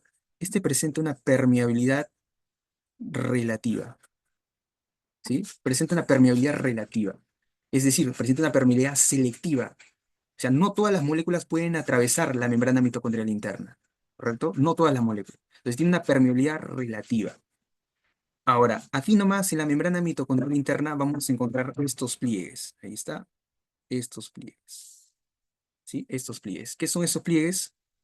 Son las crestas mitocondriales. Son crestas mitocondriales. ¿Para qué existen las crestas mitocondriales? Recuerda que las crestas mitocondriales están para aumentar la superficie, ¿cierto? Entonces, las crestas mitocondriales son esas invaginaciones de la membrana mitocondrial interna necesarias para aumentar la superficie y generar mayor producción de ATP. Recuerda que acá en las crestas mitocondriales, en la membrana mitocondrial interna, vamos a encontrar a la cadena respiratoria, al CR, cadena respiratoria. Y es lo que estamos viendo por acá, la cadena respiratoria. Es una serie de proteínas que encontramos en la membrana mitocondrial interna. ¿Está bien? Cadena respiratoria. Y esta cadena respiratoria va a generar energía para poder fosforilar al ADP y generar ATP. ¿Está bien? Muy bien. Entonces, en pocas palabras, las crestas mitocondriales es importante para poder producir altas cantidades de ATP, producto de la fosforilación oxidativa. ¿Sí? Listo. ¿Qué más podemos nosotros, a ver, detallar por acá? A ver, tenemos por acá al espacio que está presente entre la membrana mitocondrial interna y la membrana mitocondrial externa. ¿Está bien? Entre ambas membranas, entre ambas membranas, se encuentra ese espacio. Ese espacio hay presencia de concentraciones de iones, de metabolitos, ¿cierto? Encontramos, por ejemplo, acá las coenzimas, por ejemplo, el NAT, lo encontramos allí. Recuerda que el NAT es la coenzima que no puede atravesar la membrana mitocondrial interna. Obviamente me estoy refiriendo al NAT citosólico. No puede atravesar la membrana mitocondrial interna. Tiene dificultades, no lo puede hacer. ¿Está bien? Entonces, ¿qué necesita para poder transferir los electrones? Como vamos a ver más adelante. Necesita un sistema adicional. Necesita el sistema transbordador o sistema de lanzaderas. Es decir, agarra los hidrógenos del NAT, obviamente reducido, y va a permitir que éste pueda atravesar la membrana mitocondrial interna. ¿Sí? Y eso lo hace a través de proteínas, que en conjunto se le considera un sistema transbordador o carrier. ¿Está bien? Bien. Ahora, como dato clave importante de la membrana mitocondrial interna, ¿sí? Recuerda que en ella, a pesar de encontrar crestas, a estas invaginaciones, vamos a encontrar también fosfolípidos. Hay un fosfolípido muy importante que no debes olvidar. Este fosfolípido es la cardiolipina. Sí, es la cardiolipina. Recuerda bien este fosfolípido. Es un fosfolípido, no es una proteína, es un fosfolípido. ¿Sí? Esta cardiolipina está presente exclusivamente en la membrana mitocondrial interna. Aquí, cardiolipina. Está presente en la membrana mitocondrial interna. Lo que va a hacer la cardiolipina es estabilizar a la cadena respiratoria. Mira por acá. Acá vemos a esta secuencia de proteínas. Estos son de los denominados complejos proteicos, que forman parte de la cadena respiratoria, ¿correcto? Entonces, la cardiolipina es un fosfolípido que va a estar presente en la membrana y que va a estabilizar a la cadena respiratoria, ¿sí? Esto tiene importancia, ¿por qué? Porque cuando hay lesión celular, hay lesión de membrana, la cardiolipina sale, se desprende, sale, y al desprenderse obviamente va a generar inestabilidad en la membrana mitocondrial interna, generando salida de complejos, ¿cierto? Entonces, la cardiolipina es un marcador muy importante. Por ejemplo, la cardiolipina lo podemos ver en pacientes con SAF, síndrome antifosfolípido, ¿sí? En la cual a estos pacientes se les dosa anticuerpos anticardiolipina. ¿Qué más? Lo encontramos, por ejemplo, como un marcador de destrucción celular o de apoptosis, muerte celular programada, porque la cardiolipina forma parte de una de las vías de señalización para poder destruir a una célula. Entonces tiene mucha importancia, ¿ya? Así como también encontramos, por ejemplo, en el área de microbiología, si ustedes lo van a ver cuando estén llevando el curso de microbiología, especialmente cuando lean Treponema pallidum, lean sífilis, van a ver que el Treponema pallidum es una bacteria, una espiroqueta, la cual va a generar daño celular, ¿sí? Daño celular. Entonces, al dañar a las células, va a haber liberación de cardiolipina, ¿cierto? Y va a haber pruebas no treponémicas que permiten dosar anticuerpos anticardiolipina. ¿Está bien? Muy bien. Obviamente no es específica, se necesitaría siempre las pruebas treponémicas, que son las altamente específicas para poder llegar a un diagnóstico certero. Pero eso tiene su importancia microbiológica, la cardiolipina. Entonces, nuevamente, la cardiolipina es un fosfolípido que se encuentra en la membrana mitocondrial interna. ¿Correcto? Muy bien. ¿Qué más? A ver, otro dato importante acá, y que también es pregunta, es qué moléculas pueden atravesar la membrana mitocondrial interna. ¿Y qué moléculas pueden atravesarla? Mira, te lo voy a dejar por acá, ¿no?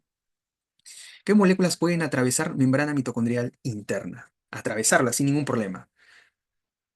El agua es una molécula pequeña, sin carga. Recuerda que las que pueden atravesar membrana mitocondrial interna son moléculas pequeñas y sin carga. Mira, agua, tenemos oxígeno, tenemos el amoníaco, ¿sí? ¿Qué más tenemos? Tenemos, por ejemplo, el CO2, ¿sí? El dióxido de carbono. ¿Qué más tenemos? A los ácidos monocarboxílicos. Ácidos monocarboxílicos, ¿correcto?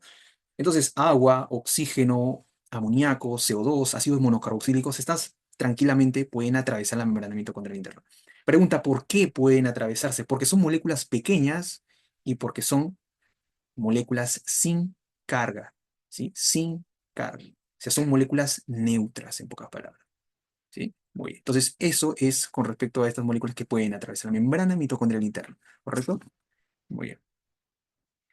Entonces, hasta allí es importante que conozcan lo que es la mitocondria. Algo más por acá, adicional, podemos decir la matriz mitocondrial. La matriz mitocondrial encontramos, pues, presencia de enzimas, proteínas, encontramos NAT, ¿sí? Podemos encontrar NAT, pero no es un NAT citosólico, es un NAT mitocondrial, ¿sí? No es NAT citosólico, es un NAT mitocondrial. Recuerda que el NAT citosólico no puede atravesar la membrana mitocondrial interna, ¿sí? Muy bien. Y el material genético presente en la matriz es un ADN circular de doble cadena. ¿De dónde heredamos el material genético mitocondrial? Del progenitor femenino, o sea, de la madre. ¿Sí? Muy bien. Entonces, hasta ahí hemos hablado de lo que es mitocondria. ¿Sí? Entonces, vamos a pasar a cadena respiratoria. ¿Está bien? Muy bien. Mira, cadena respiratoria. ¿Qué entendemos nosotros por cadena respiratoria? ¿Qué es una cadena? Una cadena, ¿qué es una cadena? ¿Qué entendemos por cadena? Recuerda, la cadena es una serie, ¿cierto? Una serie, un eslabón, ¿cierto? De reacciones químicas, ¿sí? Es una serie, un eslabón de reacciones químicas, ¿sí? Ahora, ¿por qué lo denominamos respiratoria? ¿Sí? Detalle, ¿por qué lo denominamos respiratoria? Porque el oxígeno va a estar siendo un intermediario de esta cadena, ¿sí? Entonces, esa es cadena respiratoria. Entonces, nuevamente, ¿qué es cadena respiratoria? Es el conjunto, ¿sí? Es el conjunto, ponlo, es el conjunto de, de proteínas, ¿sí? O vamos a poner conjunto de complejos proteicos, mejor. Conjunto de complejos, ¿está? Conjunto de complejos proteicos o moléculas, ¿sí? Que, en la cual transfieren electrones, ¿sí? Eso es lo que se encarga, transferir electrones. Eso es lo que hacen los complejos proteicos o moléculas de transferencia de electrones. ¿Sí? ¿Por qué no lo denomina a todos proteínas? Porque no todas son proteínas. Vamos a encontrar cofactores y ya sabemos que los cofactores no son consideradas proteínas. ¿Sí? Entonces, estos complejos son los que vemos acá en la imagen. Mira, mira, ahí está. Lo que estamos viendo acá son complejos proteicos. Complejos proteicos. Ahora, también encontramos moléculas que forman parte de la cadena respiratoria, pero que no son consideradas proteínas. Es por eso que se les considera moléculas de transferencia de electrones. Ahí está, esa es cadena respiratoria. Es el conjunto de complejos proteicos, ahí está, lo que estoy señalando, ¿sí? O moléculas de transferencia de electrones. ¿Está bien? Muy bien. A ver, pregunta que nos pueden hacer, y que es frecuente, es ¿cuántos complejos forman parte de la cadena respiratoria? Y esa es una pregunta muy interesante. ¿Cuántos complejos forman parte de la cadena respiratoria? Recuerda, son cuatro complejos, ¿sí? Uno, ahí está. Lo estoy enumerando con números romanos, porque así es su designación de estos complejos. Entonces tenemos uno por acá, dos, por acá tenemos tres, y por acá tenemos el cuarto. Cuatro complejos proteicos forman parte de la cadena respiratoria. ¿Y esto que está acá qué es? Es el quinto. Es un quinto complejo proteico, pero este no forma parte de la cadena respiratoria, ¿sí? No forma parte. Este es protagonista de la fosforilación oxidativa. ¿A qué me estoy refiriendo? De la ATP sintasa. ¿Está bien? Entonces, nuevamente, si te preguntan, te dicen, ¿cuántos complejos proteicos forman parte de la cadena respiratoria? Entonces vamos a ponerlo por acá. Complejos proteicos que forman parte de la cadena respiratoria, ¿cuántos son? Cuatro. Esa tiene que ser tu respuesta. Cuatro complejos proteicos forman parte de la cadena respiratoria. ¿Está bien? Cuatro complejos proteicos. Y el quinto no, ese no forma parte de la cadena respiratoria. Ese lo que hace es fosforilar al ADP. Y ahorita lo vamos a ver. Entonces son cuatro complejos proteicos. ¿Ya? Muy bien. Ahora, ¿cuál es la función? Y es otra pregunta. ¿Cuál es la función de la cadena respiratoria? Su función Ustedes pensarán que es transferencia de electrones, pero no es así. Su función principal, su producto principal es bombear protones. Eso es lo que hace, bombear protones, ¿sí? Bombear protones. ¿De dónde? Del espacio, perdón, de la matriz al espacio intermembrana, ¿ya? De la matriz, ahí está, matriz al espacio intermembrana. Que es la membrana mitocondrial interna. Entonces, bombea de la matriz al espacio intermembrana. Eso es lo que hace, ese es su producto principal de la cadena respiratoria, bombear protones de la matriz al espacio intermembrana. Eso es lo que hace. Y al bombear protones de la matriz al espacio intermembrana, ¿qué está generando? Está generando un gradiente, ¿sí? Un gradiente electroquímico. Eso es lo que está generando, un gradiente electroquímico. Entonces, vamos por acá. Y esto lo vamos a ver a continuación cuando hablemos de fosforilación oxidativa, ¿sí? En la cual el gradiente electroquímico es importante para poder entender cuántas moléculas de ATP se forman, etcétera, ¿ya? Entonces, vamos por acá. Estos complejos proteicos. Entonces, como habíamos dicho, estos complejos, ¿qué son? Son complejos enzimáticos, ¿sí? Son complejos enzimáticos. Tenemos el primer complejo. Este complejo recibe el nombre de el NAT deshidrogenasa, ¿sí? Es el NAT DH deshidrogenasa. Deshidrogenasa, ¿sí? Es el NAT deshidrogenasa. Entonces, nuevamente, qué es una deshidrogenasa? ASA, es es una enzima, el cual va a quitar o va a remover hidrógenos. ¿Está bien? ¿De dónde? ¿De quién? Del NAT. ¿Sí? Quita hidrógenos del NAT. Entonces viene por acá el NAT, obviamente tiene que ser un NAT reducido. Viene por acá, se acopla al complejo 1 y ¿qué es lo que hace? Cede, transfiere sus electrones, transfiere sus hidrógenos. Cuando se transfiere hidrógenos, se está transfiriendo protones y se está transfiriendo electrones. Recuerda tu química. El hidrógeno está compuesto por protones, está compuesto por electrones. Entonces, al ceder hidrógenos, está cediendo electrones y está cediendo protones. Entonces, ¿qué está haciendo acá? La enzima está quitando. Ahí está. Ese es un ejemplo claro de deshidrogenasa. ¿Sí? Remueve hidrógeno. Allá, la NAD deshidrogenasa. Ahora, ¿qué más? Entonces, deja sus hidrógenos, los hidrógenos se difunden a protones acá en la matriz y los electrones simplemente se transfieren del complejo 1 a la coenzima Q, ¿sí? A la coenzima Q. La coenzima Q es del denominado ubiquinona, ¿sí? La ubiquinona. Muy bien, entonces se transfieren los electrones del complejo 1 a la ubiquinona. Esta ubiquinona, ¿qué va a pasar? Se va a reducir, ¿sí? Y se va a convertir en ubiquinol.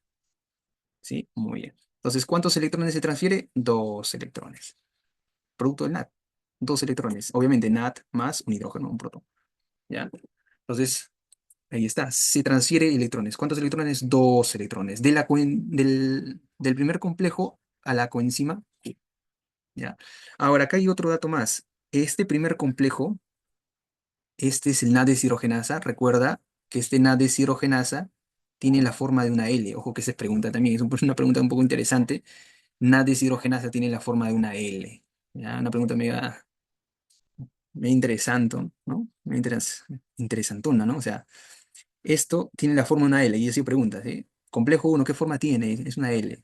¿Ya? Entonces, tengan en cuenta eso, por si acaso. ¿Ya? Entonces, mira, el complejo uno lo que va a hacer es bombear protones. Cuando se transfieren del complejo uno a la coenzima Q, se transfieren electrones, pasan los electrones y se produce o se libera energía necesaria para que el complejo uno bombee protones hacia el espacio intermembrana. ¿Cuántos protones? Cuatro protones. Eso es sumamente fuerte. Bombea cuatro protones. ¿De dónde? De la matriz al espacio intermembrana. ¿Correcto? Muy bien. ¿Qué más? ¿Qué más? Ahora, de la coenzima Q pasa, ¿sí? Pasa al complejo 3. ¿Sí? Al complejo 3. ¿Cuántos electrones pasa? Dos electrones. ¿Sí? De ellos, solamente del NAT, procedente del NAT, solamente pasa un electrón. Un electrón no pasa. ¿Y qué va a pasar con el otro electrón? Simplemente se reutiliza, ¿sí? Se reutiliza. Aquí en el complejo 3, mira, ahí te pregunta, ¿ah? Cuidado con esto, ¿ah? En el complejo 3 se lleva a cabo el ciclo U, ¿sí? El ciclo Q. En el complejo 3 se lleva a cabo el ciclo Q. Este ciclo Q se lleva a cabo en este complejo y lo que hace es simplemente distribuir los electrones, distribuir los protones, ¿sí? Dos protones van hacia el espacio intermembrana, dos protones, procedentes del NAT, obviamente, dos protones. Y un electrón viaja ¿hacia dónde? Hacia otra coenzima, perdón, hacia otro cofactor. Este otro cofactor es el denominado citocromo Bs1, ¿sí? Es el Bs1, ahí está Bs1, ¿sí? Este citocromo Bs1 acepta solamente un electrón que salte de ahí en su superficie, solamente un electrón, ¿sí? Listo. Entonces, una vez que pasa este electrón, llega acá al complejo 4, ¿ya? Llega al complejo 4. A ver, vamos a ponerlo por acá. El complejo 3, ¿sí? El complejo 3 tiene el nombre de, voy a poner acá, complejo 3 es el citocromo Bc1, ¿sí? Es el citocromo Bc1, nada más, citocromo Bc1. Y por acá, el complejo 4 tiene otro nombre.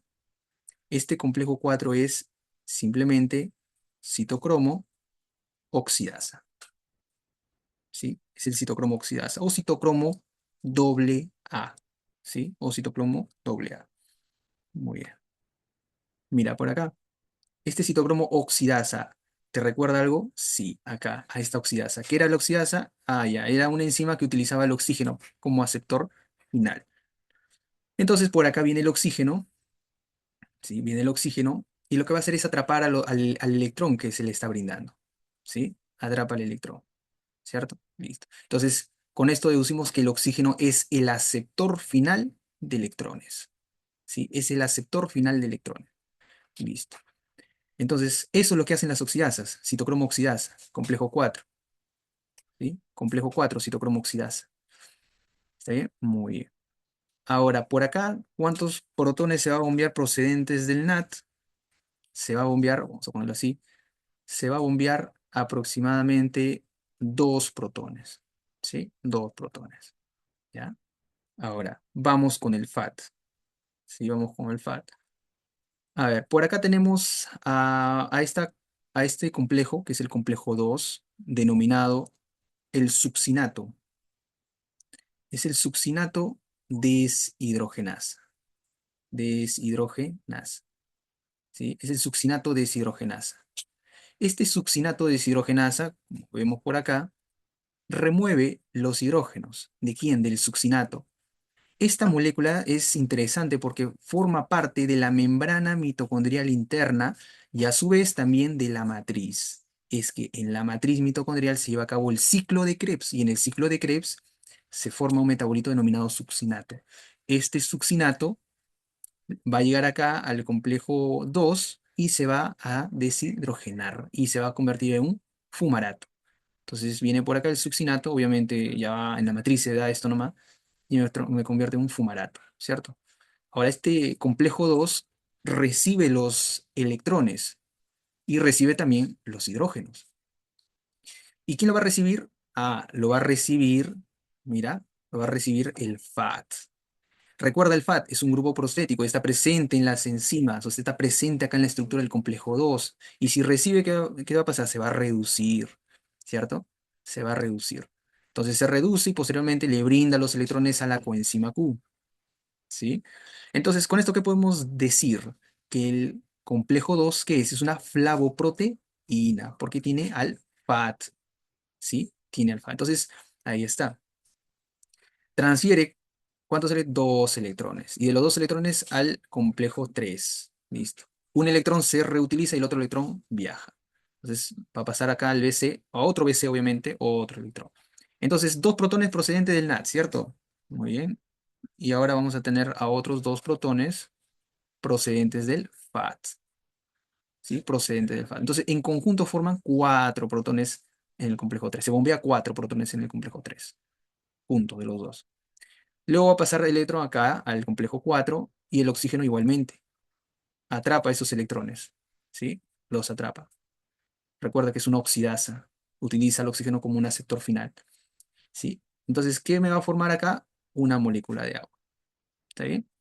Una molécula de agua. Muy bien. Entonces, esa molécula de agua simplemente se libera. ¿Sí? Se libera. Muy bien. Ahora, entonces, una vez que se ha formado protones, ¿sí? En todo el espacio intermembrana, estos van a ingresar de nuevo del espacio intermembrana a la matriz. ¿Sí?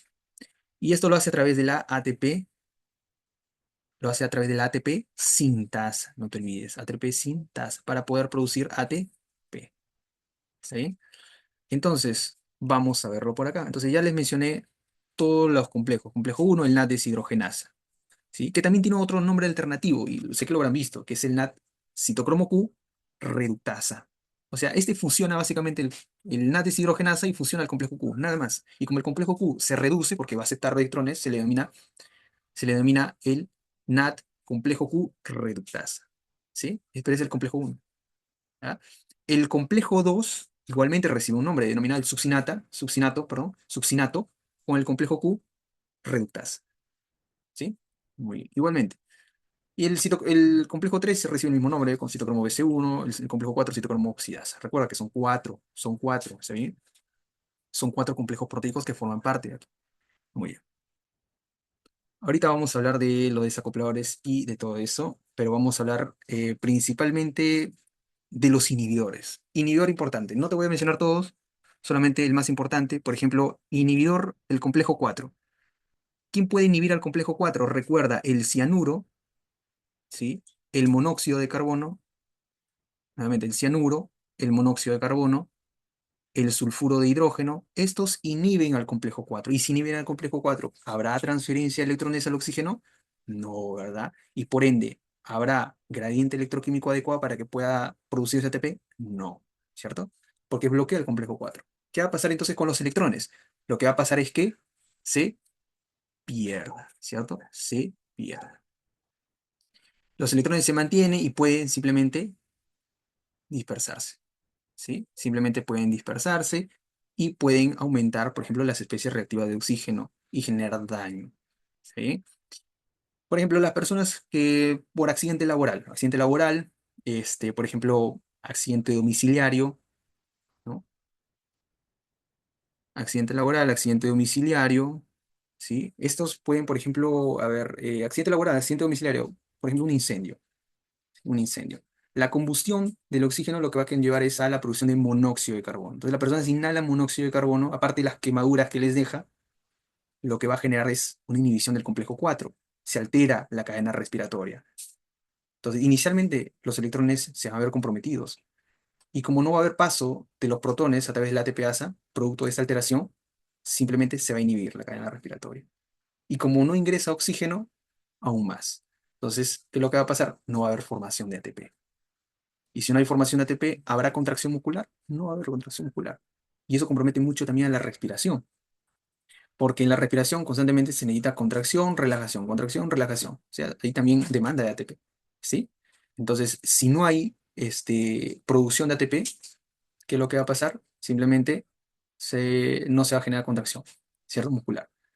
Y esa es una de ellas, porque hay muchísimas reacciones químicas que necesitan oxígeno, ¿sí?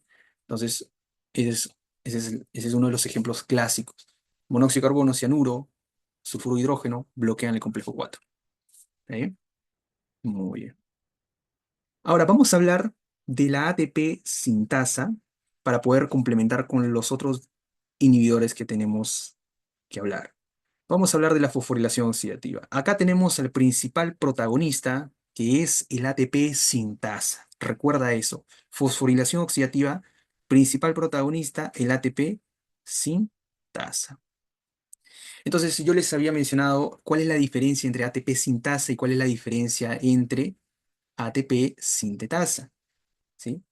La diferencia es que el ATP sintasa, obviamente es una enzima, termina en asa, es una enzima que no va a utilizar ATP para sus reacciones. Ese es el ATP sintasa. El sintetasa sí utiliza ATP para las reacciones químicas. Sencillo. El sintetasa utiliza ATP y el sintetasa utiliza ATP y el sintasa no utiliza ATP. ¿Sí? Entonces, Eso que quede claro. Esta enzima no utiliza ATP para poder generar o poder llevar a cabo sus reacciones químicas. ¿Ok? Muy bien. Por eso se le considera ATP sintasa, más no sintetasa.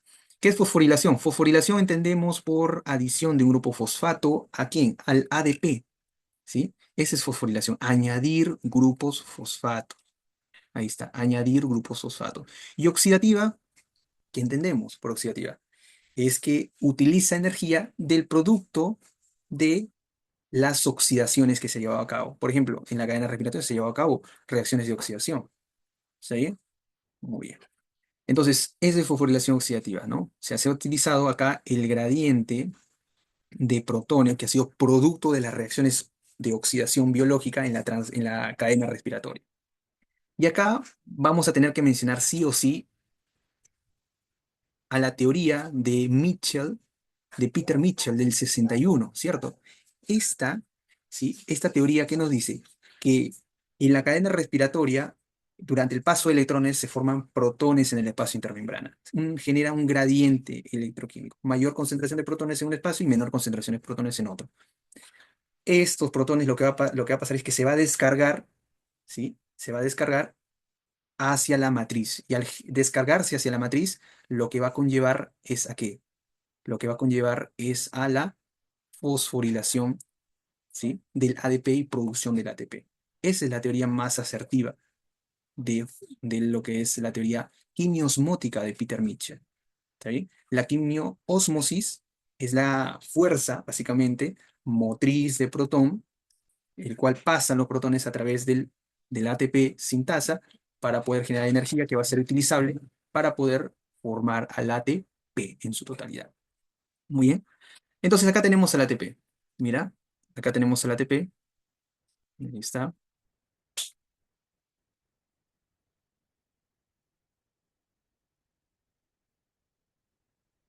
Está por acá.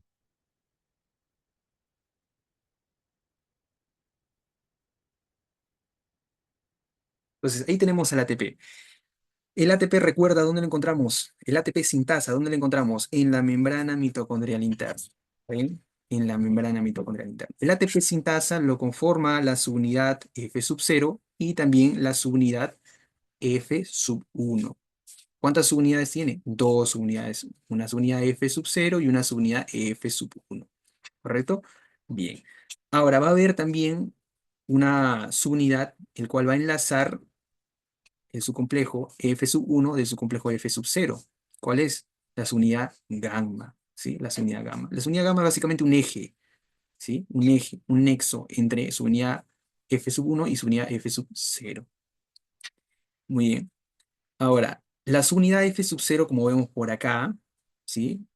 Perdón, este subcomplejo F sub 0 va a presentar varias subunidades C, las cuales van a formar un anillo, un canal para el paso de los protones del espacio intermembrana hacia la matriz. O sea, pasan los protones, ¿sí? Pasan los protones.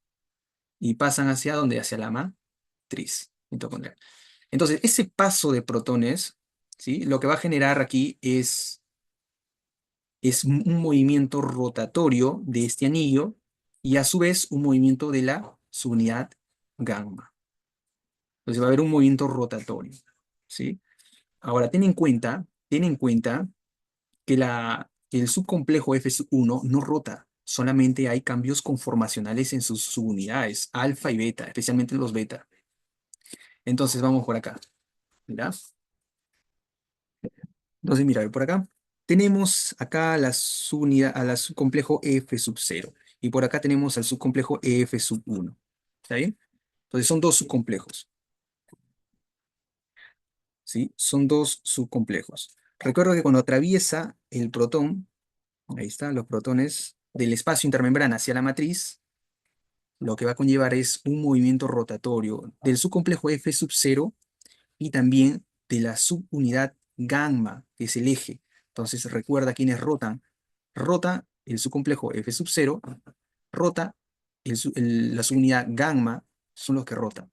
¿Ya? ¿Y qué va a pasar con el subcomplejo F sub 1? Este no rota, no rota, solamente hay cambios conformacional de sus subunidades, alfa y subunidad beta. ¿Cuántas unidades alfa tiene? Tres unidades alfa y tres subunidades beta.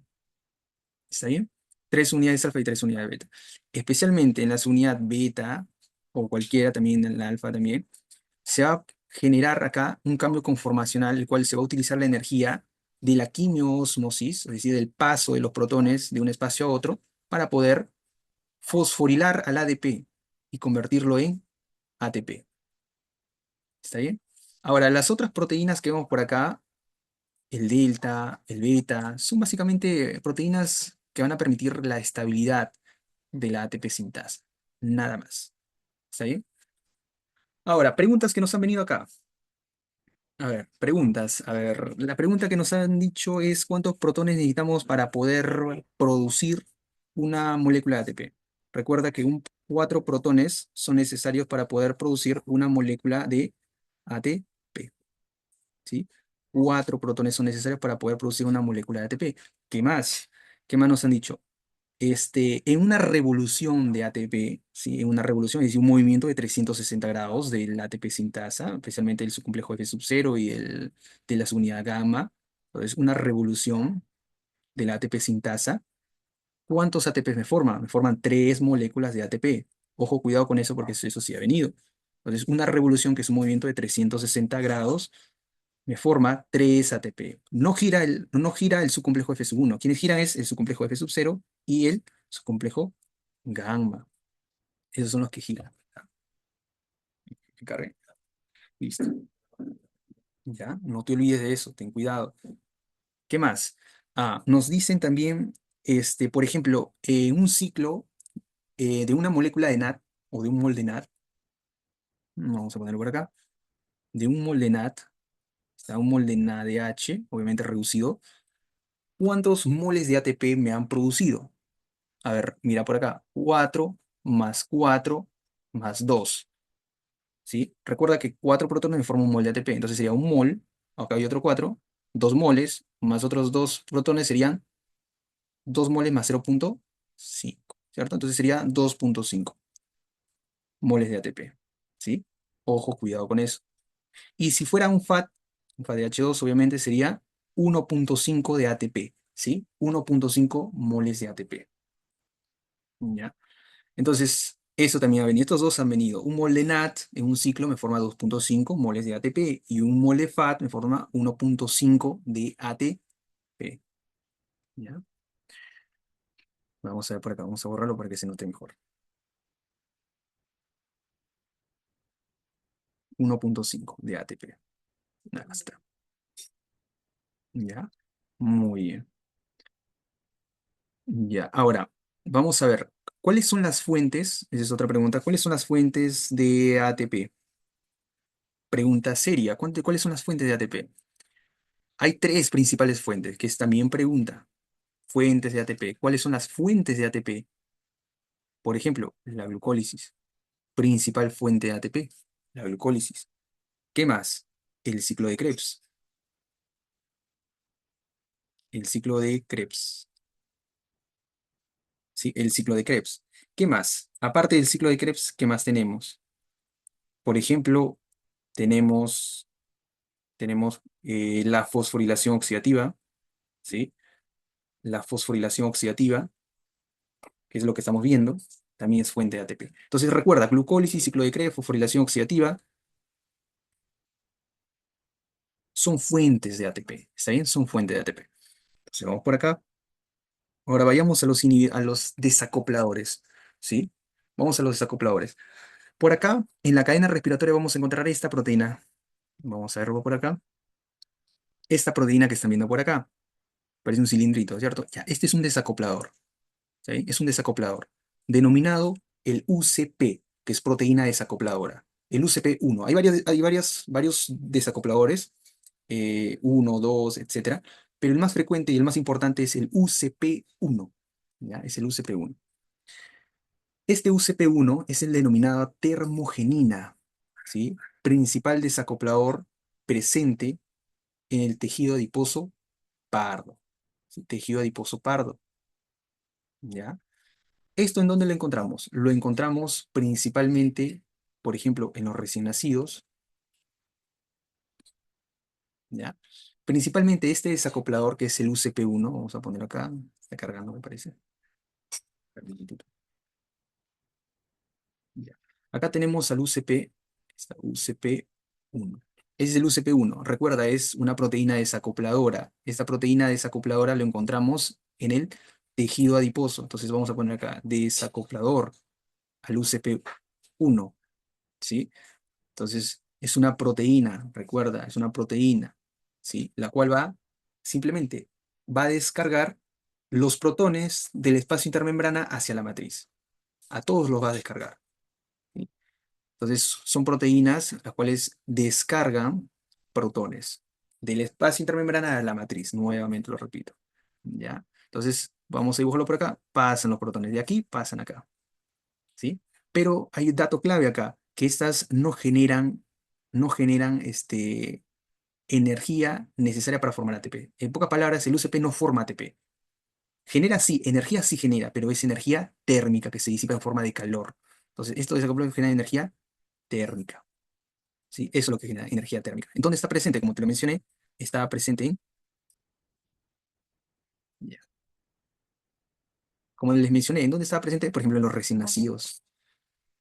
En los recién nacidos, ¿en qué más? Por ejemplo, en los animales que hibernan también están presentes. ¿Sí? Entonces, los recién nacidos mantienen su calor gracias a la presencia de estos desacopladores. Que por cierto, ¿dónde te dije que permanecían estos desacopladores? En el tejido adiposo pardo, en los adipocitos pardo. ¿Ya? Entonces, tejido adiposo pardo, en los adipocitos del tejido adiposo pardo. ¿Ya? Muy bien, entonces eso es importante. Recuerda que cuando funciona la termogenina, cuando funciona el UCP, deja de funcionar el ATP sintasa, ¿sí? Entonces, si funciona el UCP1, no funciona el ATP sintasa, ¿correcto? Muy bien. Y aprovechando acá por último, el complejo 5, que es el ATP sintasa, vamos a tener a un antibiótico, que es la oligomicina.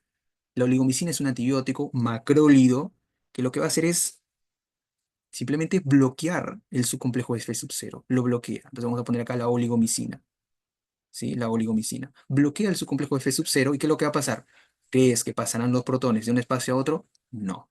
¿Cierto? No van a pasar. Entonces, ¿qué es lo que hace la oligomicina? Bloquea la ATP sin tasa e impide descargar los protones de un espacio a otro. Entonces, no se van a poder descargar los protones. ¿Correcto? Muy bien. ¿Por qué? Porque se bloquea el subcomplejo F sub 0 y eso se encarga la oligomicina. ¿Ya? Muy bien. Eso se encarga la oligomicina. Muy bien. Y por acá vamos a, vamos a tener, acá no se olviden de la teoría de Peter Mitchell, ¿ya? Peter Mitchell, 1961, que te habla de la teoría quinesmótica, el gradiente, ¿sí? Electroquímico que se genera de un espacio a otro y que eso va a generar energía para poder producir ATP. Eso es lo que te dice la teoría de Peter Mitchell del 61. Y por acá, solamente ya para añadir algo más, los fosfágenos son moléculas que almacenan energía, ¿sí? Por ejemplo, acá tenemos al músculo, ahí está, tenemos al músculo. En el músculo se almacena energía, por ejemplo, en forma de fosfato de creatina. Entonces, creatina, ahí está, creatina, fosfato. Así es como se almacena en el músculo. Creatina, fosfato. ¿Está bien? En forma de creatina, fosfato. Ahí está, se almacena en forma de creatina, fosfato. La creatina, recuerda dónde se produce en el riñón, se produce en el páncreas, ¿cierto? Se produce en el hígado, ¿sí? A través de tres aminoácidos, acuérdate de AG, MET, arginina, glicina y metionina. De esos tres se forma la creatina, ¿sí? La creatina es necesaria para poder almacenar energía, por eso se denomina creatina fosfato, y es así como lo encontramos en el músculo, como creatina fosfato. Cuando nosotros realizamos actividad física, especialmente actividades físicas de alta intensidad, nosotros utilizamos creatina fosfato. ¿Qué va a pasar la creatina fosfato? Se va a convertir a simplemente creatina. Y ese fosfato lo va a ceder para que se una con el ADP. ¿Sí? Para que se una con el ADP. ¿Sí? Solo por acá. ¿Sí? Muy bien. Entonces ahí está. La creatina fosfato simplemente se disocia y va a sacar un grupo fosfato y le va a brindar al ADP. ¿sí? El ADP al recibir el fosfato se convierte en ATP, adenosintrifosfato. Y este adenosintrifosfato va hacia acá, hacia el músculo. ¿Sí? Ahí está, va hacia el músculo, hacia la miocina, filamento grueso, hacia la cabeza de la miocina, para poder hidrolizarse y utilizar la energía que tenía almacenada en sus enlaces fosfoanhidro y permitir la contracción muscular. Pregunta, ¿quién genera o quién acelera esta reacción de creatina-fosfato a simplemente creatina y ceder el fosfato inorgánico? Una enzima, que es el famoso CK, creatina sinasa. Recuerda que la creatina sinasa lo encontramos ¿en dónde? Lo encontramos lo encontramos en el espacio intermembrana 1, lo encontramos también en el citoplasma 2, lo encontramos también presente en eventos como la glucólisis. ¿Está bien? Entonces CK está en todas partes. ¿Pero en dónde no lo encontramos? Dentro de la matriz. En la matriz mitocondrial no encontramos CK. ¿Está bien? No encontramos CK. CK a lo mucho lo encontramos en el espacio intermembrana. Y este CK permite sacar ese grupo fosfato de la creatina y dárselo al ADP para que forme ATP. Nada más. ¿Está bien? Muy bien. Entonces, cuando nosotros realizamos actividad física de alta intensidad, actúa la creatina quinasa, la creatina fosfato, se fosforila, me forma ATP, inmediatamente genera contracción muscular. ¿Sí? Muy bien.